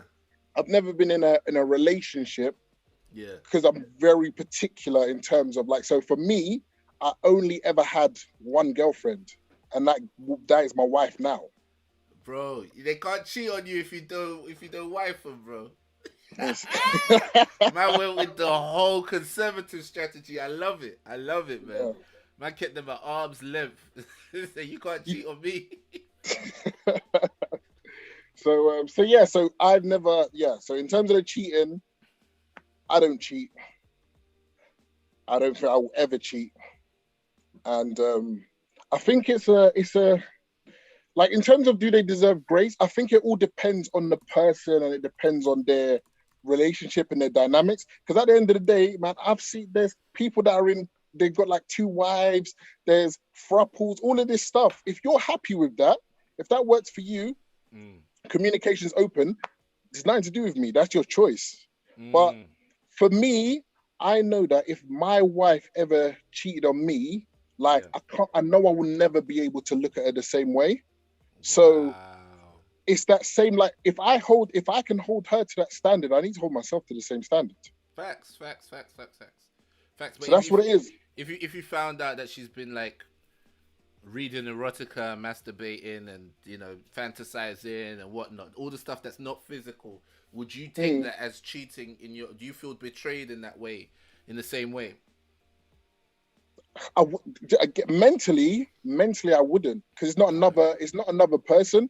But for me, then that would mean that, all right, we need to have a conversation. Like, what is it that I'm not doing that's not enough for you? That's the conversation that we need to have. That's how I see things. But if it's a physical person, we're past having a conversation. If there's a human being that's involved, you don't think you can come back from that? I don't know if I would. I don't know if I'd be able to, personally. I don't know if I'd be able to. And the reason is because of the way that I look at cheating. So the way that I look at cheating is very, very conscious. It's very, very conscious, because of, if you think about the dynamics, in order for me to cheat with a human being, like as in physical cheating, do you know how like we literally need to be in a position where your face is on my face. Like, that doesn't happen by accident. And what happens is it slowly builds up. So it starts off with a little flirt, and like the little comments here and there that people are like, oh yeah, that's nothing. But it's almost like people are testing the waters, because it's not a film, man. This is not porn. People don't just run into the office, pull down your trousers, and before I knew what was happening, it's already happened. Hey, I haven't told you my story yet. Yo. Oh, JC. I ain't told you my story yet. But yo, anyway, carry on, bro. Sorry. So yeah, so in terms of, for me, that's how I see it. It's like, most people, like, they test the waters to see how you respond, and then things get deeper and deeper and deeper. So that to me is conscious, because you could stop that at the beginning. Like, people like to play like they're naive, but if you're naive, why are you not having those same kind of conversations with everybody? If it's so innocent, you're having it with every person, not just one particular person in the office or in whichever environment every time. So yeah, that's what I think. Like, in order for me to cheat, like, it's an active process. Yeah, so if my wife is cheated, then that means we're not having the communication is not there. For you to get to that point where slowly you're edging towards this situation. Because where are you? Like, did it happen at work? It probably didn't happen at work. Or if it happened at work, maybe you guys are both working late. Why happen you're both working late together? Like, there's usually something that's allowed this to happen. Well, it could be that work trip. You know, that work trips where they book in the hotel room next to each other, and it's like, you know, I don't want to put this on you and your missus, because obviously that's a real situation. We respect that, but for a lot of couples, you know, you're right. There's a lot of decisions, but also there's usually just that moment, and the moment is not something you can always plan or explain. But you know, it's where preparation meets opportunity, and they've done preparation, 100%. And then the opportunity is presented, and then it's like that's the spark that lights up all the gas that's filled the room, you know? So definitely there's accountability for all of those small micro decisions you make, but there's also an acknowledgement that opportunities happen. They come around, bro. It doesn't even have to be as wild as like, oh, they're both working late on a project. Like, you'll be surprised at the situations that show up when it's time for the devil to do his work in the lives of people. But what I wanted to get at you is like, the question I asked Ellis about if a spouse is not having their needs met, is there any grace for that person? Like, they've communicated and they're locked into this marriage. Their spouse has said, the woman is saying to her husband, I need more, and he's like, I'm just not gonna have sex with you. I don't want you that way. I don't want to work on it. Leave me alone. If she now finds herself falling, is there any grace for her? I think we can all accept that it's still wrong, but is there grace? As in, do I understand how she got to that point? 100%. Of course I understand, because she's tried to communicate that to her partner. But then the question is, what's stopping you from doing it again? That's the most important thing, because if he's already made this decision that, you know what, this is, you want more sex and I don't want more sex. This is it for me. This is as much as I'm willing to give you. And then it's led to her cheating. Then he's not going to go, oh, now that you've had sex with someone else, let me give you more sex. It's unlikely. It probably might give you less because of he's hurt, he feels damaged. So why are you not going to cheat again? Like, what's stopping it from keep happening? I've heard of situations like this in which after counselling there was an agreement for more effort to be put in on the part of the husband. I think the wife had complained that he was boring, he was unattentive, he didn't really give this much thought or passion, and it wasn't frequent. And so in getting the counselling, he agreed to, you know, kind of put that more effort in and not just kind of every once in a while roll over her. But to be honest, I think it still ended up in a divorce. So, I mean, which is not, it's not really surprising. I feel like a lot of us are not reflective enough when we're looking for like a long-term partner, because of, when I look at my wife, I know myself. Like, I am a very reflective person. I know myself quite well.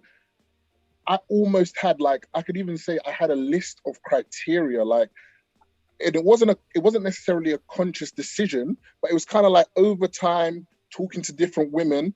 It was just like I was almost building up, like, these are my like deal breakers, because of this particular personality trait reflects something that's likely to happen later on in life, if that makes sense. I'm like, when I look into the future, that's not a life that I'd be happy living. So therefore, I need to, if any woman is displaying those type of things, I don't have time for it. Everybody's different. Some people are like, yeah, well, I might be able to change her later on. I didn't have that energy. My energy was like, I've got these like tick boxes. If we can tick these boxes, like, one, we're gonna have great communication, and two, then there's no reason why we should break up. We should be great friends. We should have similar interest. Like, I can't see any reason why we should be having those type of issues. And lo and behold, I've been with my wife. We've been together 9 years, married 5. And honestly, like, I have no complaints, man. I couldn't be happier. That's the reality. But like, I was very selective, because like, for me, for example, like, I don't like drama. Like, I don't like drama at all. So there's little things. People can't wear a mask forever. And most people don't get engaged until they've been with someone for 3 years. Like, they're not going to have that mask on for 3 years.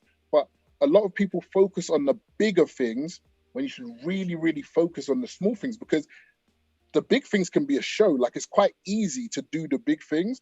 The small things is when people tend to start revealing their character.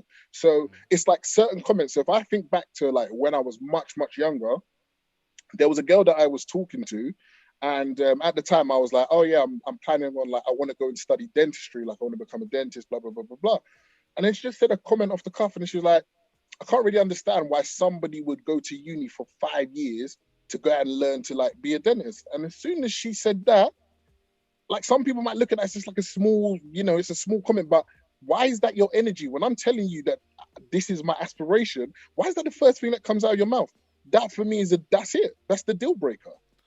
Whereas some people might not have registered it. They might have looked and made the face and then still talk till tomorrow. And then the next day, and the next thing you know, 2-3 months have passed and it's just an old comment and she's not said it since.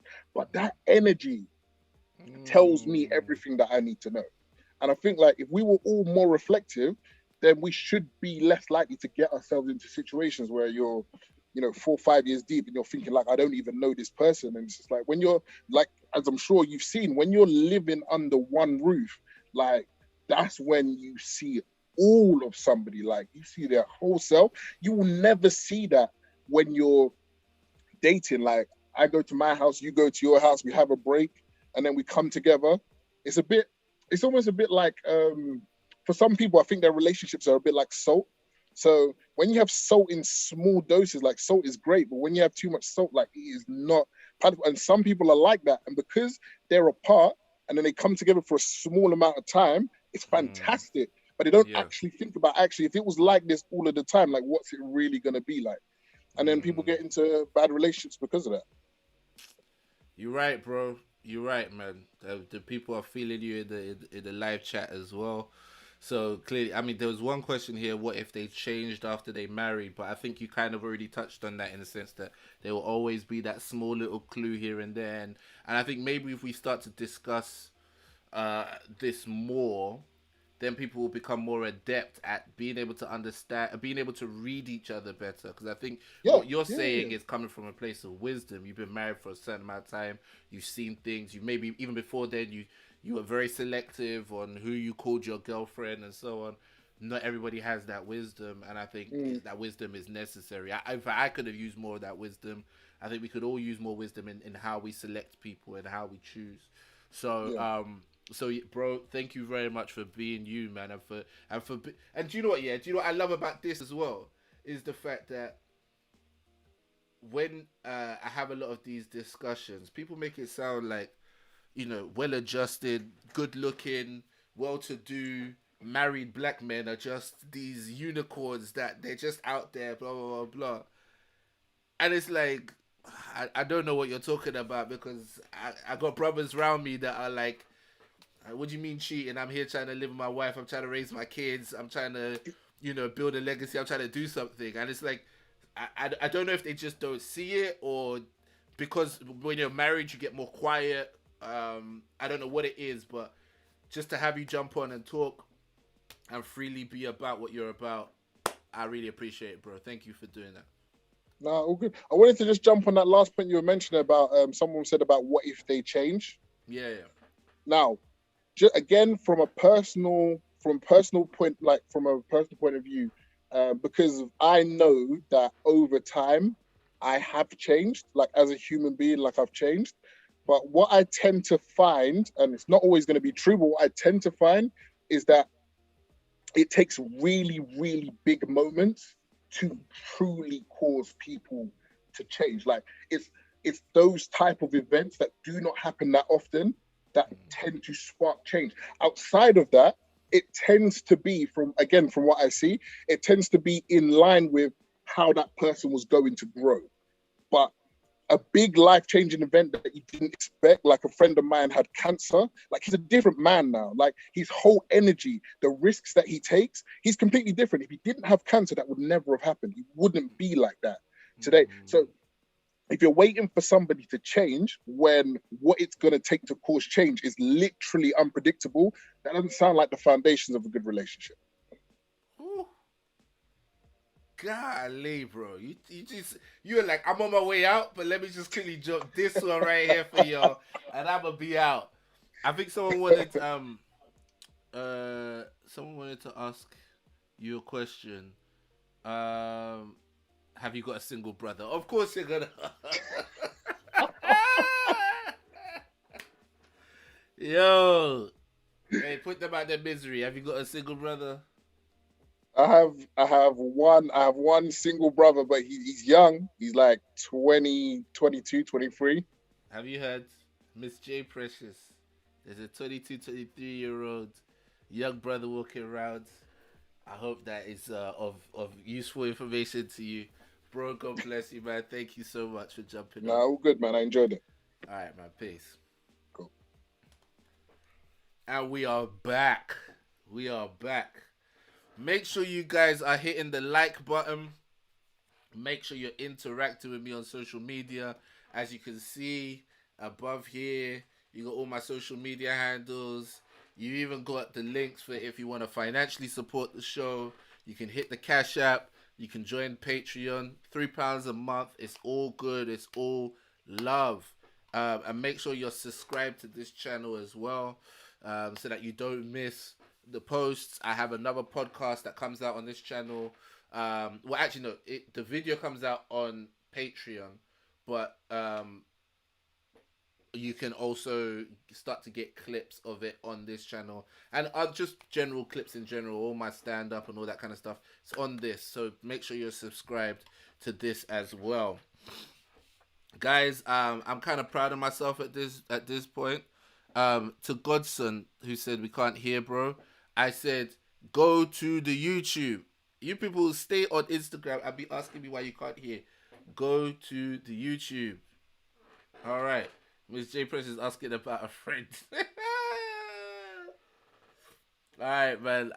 Do you know what? Yeah, one time we're gonna do matchmaking and hook up, and like not hook up like that, but like linking people up. But this evening, I haven't done enough research to be doing all of that. All right. I just want to say, you know, big up me. Big up me for pulling this off. I even though, let me be honest here. I say it kind of tongue in cheek, but I am actually genuinely impressed. Like when I look at it in terms of how it's growing, all the graphics and so on, I just want to cheer myself on. Like I'm like, in fact, what am I doing?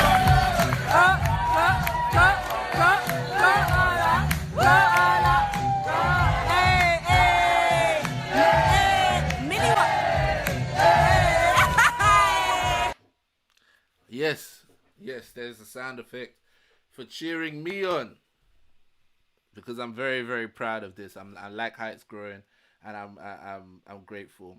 All right, Chidiba's reminded me I've not told my story. All right then, it's nearing around 1 a.m.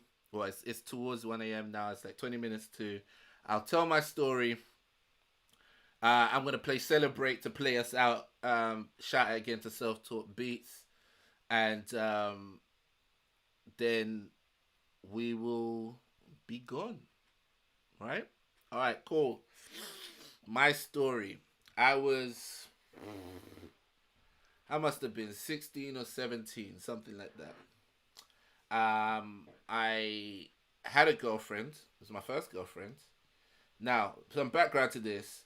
If you watched my special, The Comedian and His Future Wife, you will know that I was cheated on 2 weeks into my first ever relationship, right?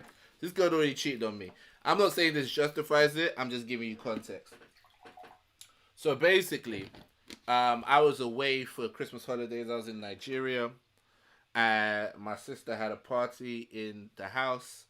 One of her friends was one of her friends who was there. Was I don't know how to describe it. She was very free, put it that way. I think she'd grown up in Nigeria a bit as well.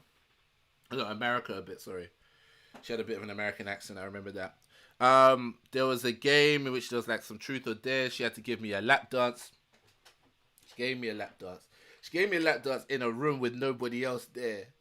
And then just out of nowhere, she just dropped to her knees and I was wearing shorts. I was wearing like basketball shorts. She just kind of yanked them down and put the thing in her mouth. And like, it was so out of nowhere that I was genuinely in shock that it was happening. And literally, like, it was teeth for like 3 seconds, and then she stopped. And I was like, yeah. I was like, nah, don't do that, please, don't do that. But that 3 seconds, I was just like, my goodness, I can't believe I really just cheated. Do you know what happened in that 3 seconds? In that 3 seconds, I was like, oh my goodness, what's happening? Is this what it was like when she was cheating on me? Oh, so people just be like doing this? People just be yanking it out? Like, oh man. As soon as she took her mouth off, I was like, nah, stop. I stood up, pulled my stuff up, and I was like, nah, this ain't it. This ain't it at all.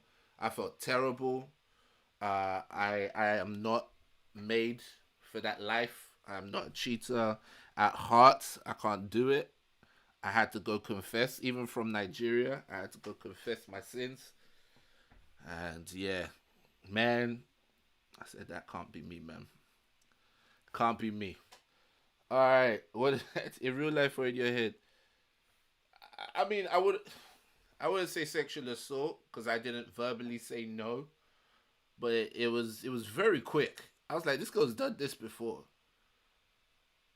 Yeah, I mean, to be honest, like you said, doing the truth or dare, doing the lap dance, going into the room, all of that kind of stuff, all of that was all my decisions as well. So, but once I said no, she stopped, and so yeah, nothing went further from there. But it was enough for me to know that like this isn't the life that I want to live. I really don't want to be that person. I also mentioned once, I think I mentioned it on the Three Shots of Tequila podcast, that I've been right next to a woman and she's on the phone to her boyfriend saying that there's nobody with her. Someone who she told me was her ex. So, yo. Oh, somebody's jumped in now. Okay, for a call. All right, let's take one more call, and then yeah, we'll play Celebrate to head on out and end the show. All right. Hey, Tony, how are you? Hey, Tony, how are you? Hey, are you ready to go on live?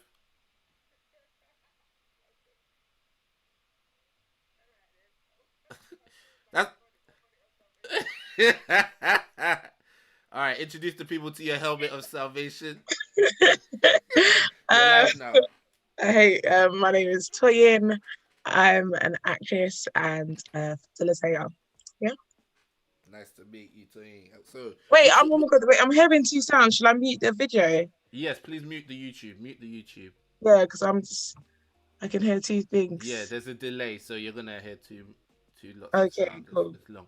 All right, you're live now on the thing. So talk to me, man. Which one of the topics is it that you wanted to speak on? You're gonna have to remind me of them again. No one remembers the topics. All right, here it goes. So the first one was, how do you speak tough truths to women? Number 2 is a story where you cheated or you've been cheated on. And lastly, when someone cheats, do they need grace and understanding, or do they need to be cancelled? Your people are cheering you on from the chat, by the way.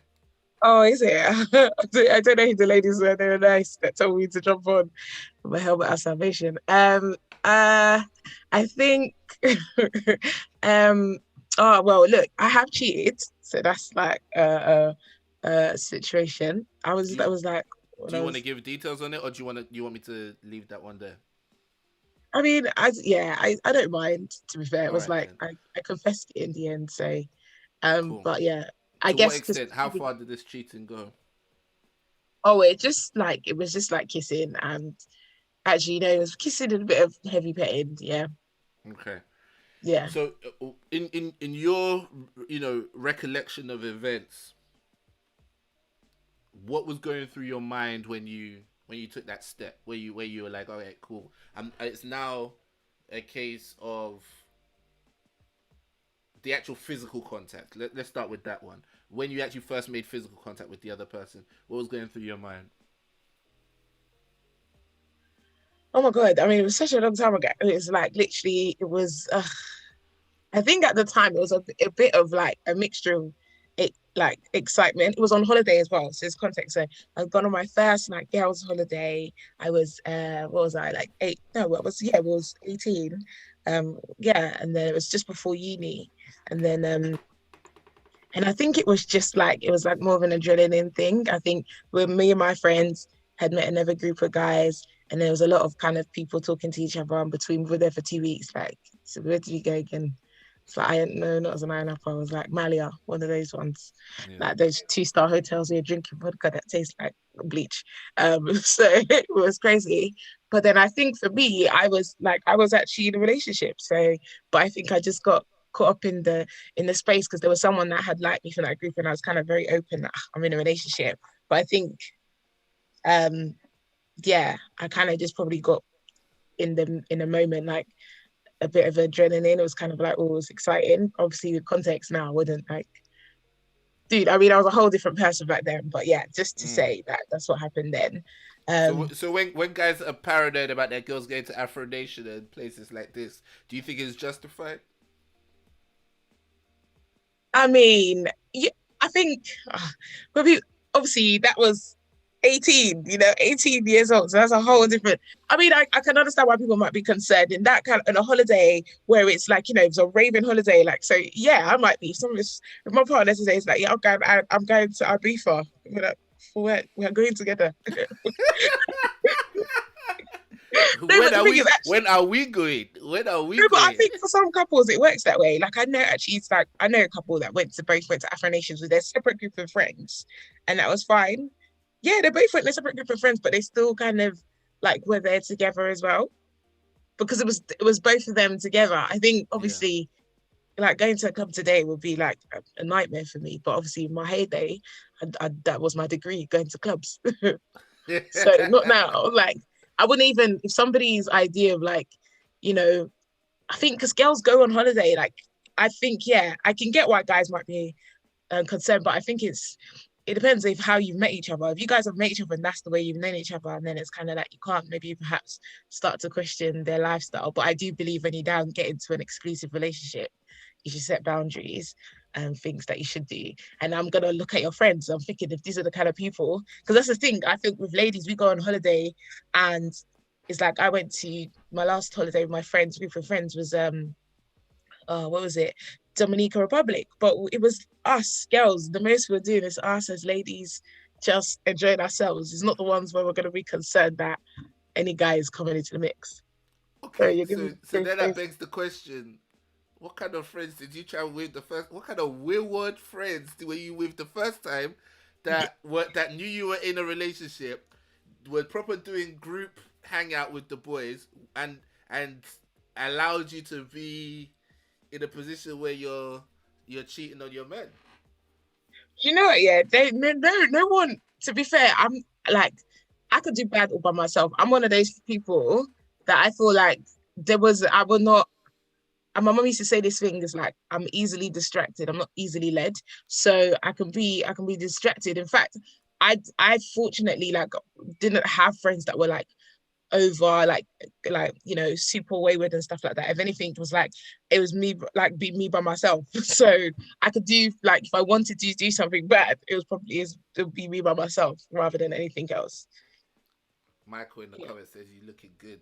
Alright, sis. Come through with the bonnet then. Come through with the bonnet, sis. They loving Yeah. you in the chat. They loving you in the chat right now. Are you Alright, let's starting to? Are you trying? What are you? Are they trying to start a family at that age? No, not yeah. That's what I mean as well. I mean, and when I felt so bad because I felt so bad when I wanted to tell. So that's the only thing. Like I remember coming back, I was like, I wanted to tell my boyfriend straight with my friends. Is just like, I don't know. You don't need to do that.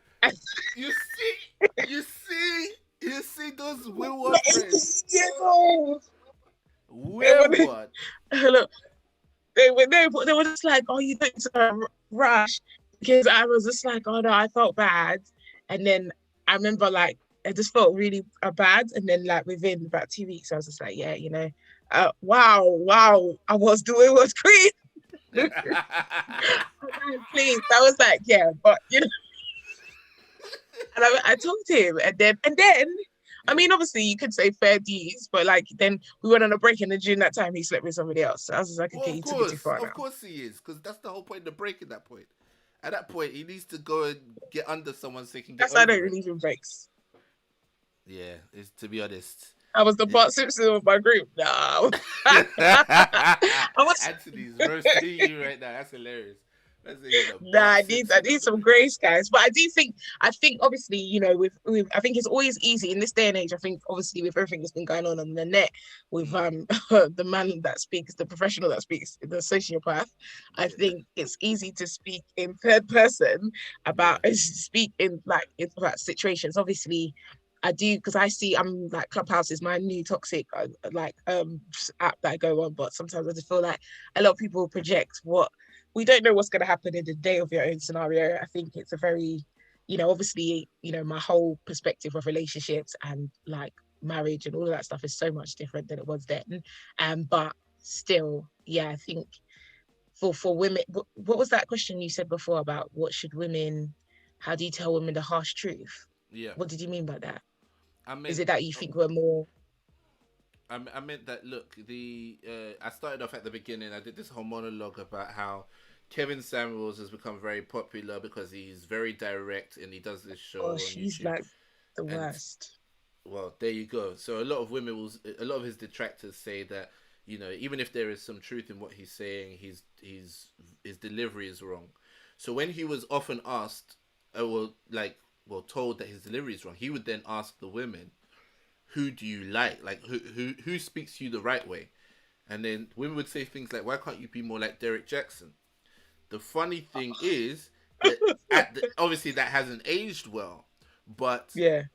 what we can see from it is, whilst Derek Jackson was saying things in the way women wanted to hear, he was a liar. Meanwhile, Kevin Samuel's telling you the truth, but you don't like how it sounds. So Yeah. can you actually tell women the truth, or is the only, like, if a woman is gaining weight and she asks, "Am I looking good in this outfit?" Let's be honest here. We all know this scenario because it's been played out so many times in TV shows and movies and so on. That the predicament the man is put into is that he can't tell her the truth. We've kind of come to the point of accepting that, like, women can't be addressed. Women can't be checked. Women can't be told what they're doing is wrong. Women can't be told that they don't look good, or that they are, slacking, or whatever it is. And so there's no accountability there. And the emotional burden is on the man to find a way to say it in a way that is palatable for her, that she would then accept. But I also argue that in some cases there is no palatable way to say it. If you don't want to hear criticism, you just don't want to hear it. So you can say, oh, Kevin Samuels is rude in how he says it. But if he's telling the truth, it's the truth. You can't slice it and dice it any other way. If you feel like someone saying 2 + 2 is 4 to you is harsh, it doesn't change the fact that 2 + 2 is 4. You just can't argue with the maths, so now you argue about the way they said it. So that was the whole setup, and I was like, sisters, come on and talk to us. How can you be spoken to? Can you be checked? Who in your life can check you right now? Too many. Like, I have a Nigerian mom who checks me without reason, for fun.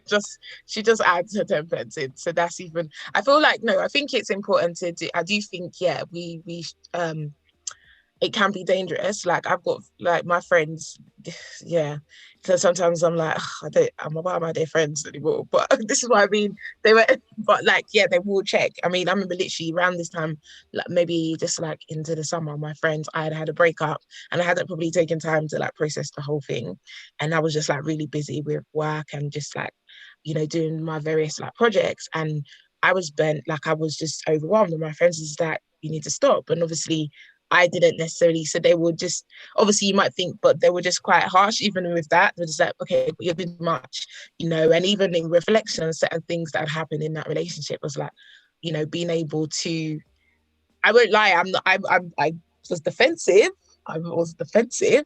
But I'm the kind of person, like, I might just be like, when I feel like the bullets are flying at me, like my helmet is not protecting me. So so in the beginning, I'm just like, listen, I don't want to hear what you've got to say, but I'm the kind of person that will storm away from the scenario.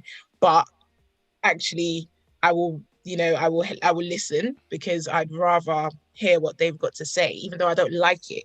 And I think sometimes that is hard, but I'd rather be told the truth and let that hurt my ego and my pride than for me to like stumble in the arm of my own flesh and then just die on the line. So I think it's important. I do think, sadly, I do think for women, it's kind of like, and now we're in such a sensitive time that you can't say anything to anyone, basically, because you're going to be offending them. And actually then people will just continue. You don't want to be the person that people are just avoiding, because it's like, you can't talk to her. It's like, oh, okay then, all right, whatever, and just move on. Like, I'd always hate for that. Like, for me, that's like, I have to pray about that, because I know I'm strong-minded, I've got different things, but it's like God definitely made sure I had people in my circle that was going to check me constantly.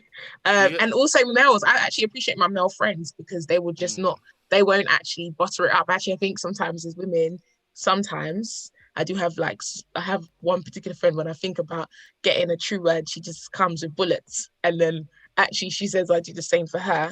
But I think, my male friends, like, even like when I talk with someone like Fumbi, I remember just having chats with him, and I was just like, okay, Fumbi, you're just a bit too blunt here. But actually, do you know what I mean, that it makes sense in the conversation.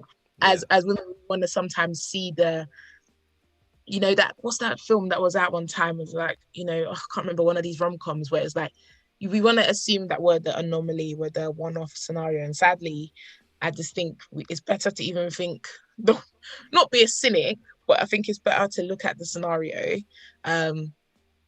with sober eyes than to like project your romanticism on top of it. And that is harder for, so you'd be like, oh no, you haven't added weight, you've just done this, and it's like, actually no. And when I'm showing a picture of my friends, like, yeah, you have. My genes have told me I have. That is the truth. It is the truth. Now what are you going to do about it? Because actually I'm not going to face accountability around that. So it is, I feel like people need to, as we get older, people need to be able to have people around them. I know that some people like to use truth as a means to just be really blunt. And that's with the Kevin Samuels thing, like me and my friends, we actually discussed it. We're like, oh, it's not that we don't think he's saying certain things that are relevant. I just feel like, obviously, now with the clout of everyone's looking at him, I feel like it's just a bit more hammed up. And I do notice he's showing out a bit. He just does it too much. And I do notice the way he responds to particular types of women. Like, I feel like he's already got, we all come with our prejudice. It's just what it is. We all have our, so when he, he's already got a particular type of, a woman will be talking and it's kind of like, oh, you're being aggressive or you're being rude or something like that. And maybe that's just the part of me that's just like, is this your own insecurity coming through as well? Because as soon as somebody like speaks up, it's a bit too much for him. But I'm not trying to say detract from what he's saying. I mean, for anybody that's going there to go and listen to him, and I'm sure they've got friends in their circle that can tell them, but they probably want to, I don't know what yeah, personally, I don't I watch know. a lot of his videos, I'll be very honest, and the truth Is it? I think with any person I watch or enjoy, I have to be able to find what I don't agree with them, because if I agree with someone too much, I'm like, there's a problem here. We're not the same human being. And so I am grateful in the fact that I can watch Kevin Samuels and I can see what I don't agree with. It means I've still got perspective on things. I haven't idolized him. What don't you agree with in certain things? So often when it comes to the issue of sex is where we tend to deviate. Okay, yeah. So he's very much a case of like, if a man's dating you, basically you need to give up the goods. And the only situation which he allows that is if you're Christian and your pastor's helping you find a husband and you wait till marriage, then fine, and you're a virgin. But if you've given it up once before, you've had kids before, and now you're trying to do virgin again, just need to be giving it up freely. If you're being purely pragmatic, I understand that position. I'm not purely pragmatic. I'm a man of faith as well. So yeah, that's what I think is a massive. Anyway, that's a whole other topic. I think if you watch him, I think you see that there are times where he is being pragmatic and there's times where he's being idealistic, right? And it's when you choose to be pragmatic or idealistic that determines where you fall on a lot of the topics. So when he's talking about women being with a man who makes 42,000 a year, he's being very pragmatic. When he's talking to men about marrying a woman who is more than a size 4, he's being very idealistic. Yeah, I feel that's what I'm saying. Some things, I mean, obviously he's just, I don't know if he's got short man syndrome or whatever his own issue is, but I just feel like there's something, I don't know what that is there in regards to that. I do think there's certain things that are his particular preference because that are specific to him. So I do get that, but I do think, there's a soberness, and naturally with the brand, that's part of what he's now doing now. Like, just the extra sharpness. I'll disclose, I think he's broadly right. I think he's broadly correct. I think, obesity has been a bit too much of a problem, especially in the African American community. I don't think he's wrong for addressing it.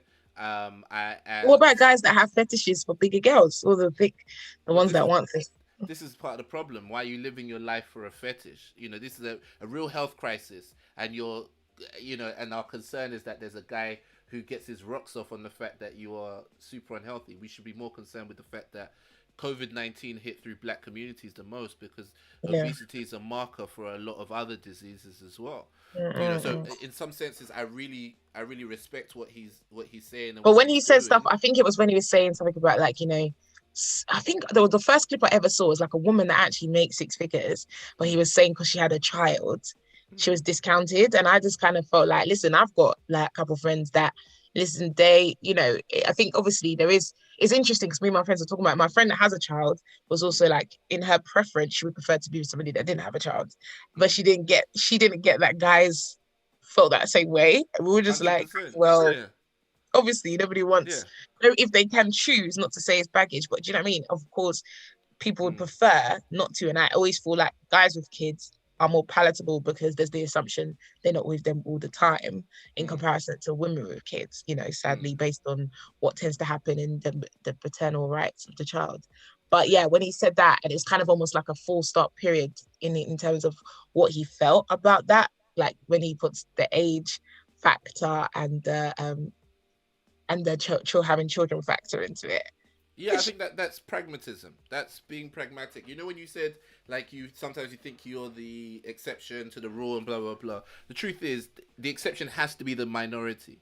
The rule generally is that, if you have a certain sexual marketplace value, like he refers to it, then you attract men of that who are willing to go at that level. Mm, If a man has made six figures for himself, he has way more options. And so if yeah. he can pick a woman who doesn't have her own kids, who is younger, who is more beautiful, that's what he's going to pick. He's not going to give you extra points because you have a degree or you make six figures. And that's the part that I think he's doing really good work in helping sisters understand that for men, a lot of the things you value in men are not what men value in you. Valuing That us, yeah, yeah, like, and that's fine. And I think that's great. I just think that, you know, in some cases, like for example, because I'm a Christian, if a woman has previously had sex and she now decides she wants to be celibate, I think that should be respected, and she should find a man that she, uh, maybe via the church or whatever it is, but she should find a man who's also going to be on that journey with her, and they do that together. I also think that when it comes to sex, saying high value men will cheat on you is yeah, pragmatic a lot because they have options. They probably will, but I think there's also a place to say that even if you are high value, you shouldn't. that people can And be integral. yes, and have Yeah, that people integrity. can be integral. Yeah, I guess he's market basis. He's not really coming from a faith perspective. But then now, like talking about that with the cheating, like I just, it is because I do think those are. I reckon now, if I wasn't on a journey that was pursuing like I'm pursuing abstinence. So then that's partially why I'm single, because I do think, I mean, I'm not trying to say there aren't, but I feel like it's just a very niche group of people that live in that space. Even as someone that's practicing is hard. So talk less of, for someone that's just like, this is a foreign language. What are you talking about? Yeah, And then, yeah, so it just feels that, yeah, it does feel like it's a bit of a complicated, it could it feel is. like it's just gray But that's area. why he often says, Yeah. "Is your pastor involved in helping you find somebody?" Is because really and truly, Why if would your if pastor? Wait, what do you mean your pastor involved? yeah, as in Like, as in like your pastor's literally doing the hooking up? as in introducing you to people and helping you vet people. I think that should be part and parcel. I think we need to get back more towards family decisions and decisions in council when it comes to dating, because we kind of go out there like lone sheep and then get devoured by wolves, and we're Some surprised because we families kill are someone. a bit. I don't know if families are always the best option, boy. I feel Well, like I mean, depending on let me parents, not say because families, parents, if you but at think of least your parents, they're father. trying to live, huh? Well, maybe not families, but for women, at least your father. I think your father should be involved in vetting your men. A father needs to be present first. Very true. Very true. Very So, true. yeah, because it's very interesting. Because my dad, I remember once he was going through this period of just like he would call me and within a few minutes be like, "So, Toyin, like, so how's it going?" Like within 60 seconds, this guy would be like, "So, what is going on?" And I'd just be like, "Are you for real?" And then he'll just be like, because it's my duty. And I'm looking at the phone like, Hmm. duty? A lot of things are your duty, man. And you Hey, felt, but it's like, it's, fair play if he hasn't done what he's supposed to do. But what he's saying isn't wrong. It is his duty to protect you and also to facilitate that process for you, because the truth is you have a really good asset when you have a dad who cares about your love life and cares about mm-mm. your well-being. And I think when we start to really emphasize the purpose of dads, I think we'll get more active dads. I think right now dads' roles are still very airy fairy in the air. Bring money, then the mum brings money, it's like, well, you don't need me anymore, or whatever it is. We need to hammer down, Dad, you're needed. This is what you're needed for. Let's do this. And even if you haven't been present before, now you still got a job to do. Your daughter's gonna pick her husband. You know, she needs a man who's clear in her life as being on her side and loves her unconditionally already and wants the best for her. You know, I just think in general we do a lot better to increase. So in alternative, what would you say than other male figures in their life? You know, if it wasn't a dad, or, you know, obviously, because I do agree with that. I mean, you know, I've got one of my friends that actually, she struggled to find someone because of her dad and brothers. She was just like, their standard had been set by the brothers and her dad that she just couldn't deal with any chewing gum guy that was just coming anyhow, because she had such a great, you know, it was even when she was looking to try, like she was trying to rebel against the grain because she had been raised, she didn't even realize the impact of having her dad and her brothers just like really give her that value. She didn't know how to, even when she was trying to go to like a waste man, she couldn't stay there because it was just like, oh, this doesn't work out, you know. It challenged everything. And it should really, it should set a standard. It should be a source of guidance, and it should be a source of protection. But yo, it's past 1 a.m. You know, I was proper wrapping up the show. But you jumped on. You came in proper though. You dropped a story for us. You gave us some honesty, some truth. I really appreciate that, man. And no problem. This is your first time on the show? This is your first time? Yeah, no, I think I've only seen you do it on Instagram, so I didn't know it was here. So I was like, why is he talking to someone? Is he talking to himself? And then I saw the link and I was like, let me just come. All right, dope, man. I appreciate that. Thank you for jumping on, sis. I'm going to try to wrap up the show. Okay, no problem. See you later. All right, man. Stay blessed. Hey.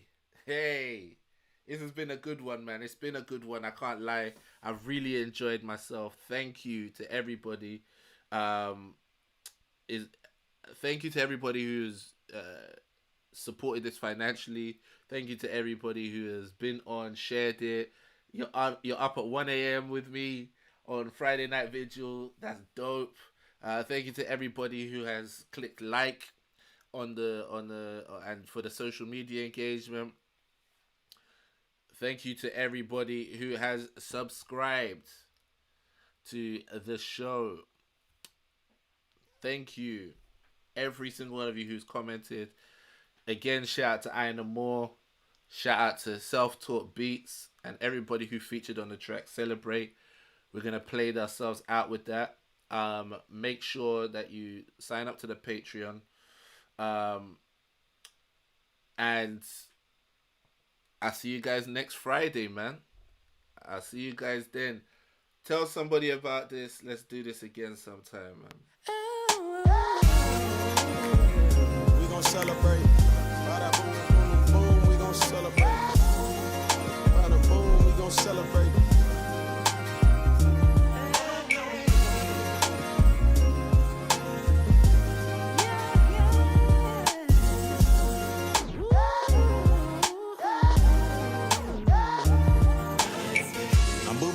With black Nikes, these diamonds made from pressure made me dazzle in black ice. Coated in December, harder picture, a future warmer. My life is calmer, drinking water, drifting from drama. I'm thinking larger. The bigger picture, I adjust my vision of panoramic. The beat that low down and no, just living lavish. The voodoo dogs control the boss, I see it all. I know my dogs roar ready like Randy Mouse. With dedication, I can't be impatient. The preparation make the kid elated. How to code the matrix. These nights I grind, I build my pockets like Tetris. No more vexing, I'm a treasure. Don't you question what God is blessed. Know me, I'm well connected. Salute me, I'm well respected. Chosen, I'm well protected. Can't clone me, I've been perfected. From out the mud, my people elevate. What's a victory if we don't celebrate? Love.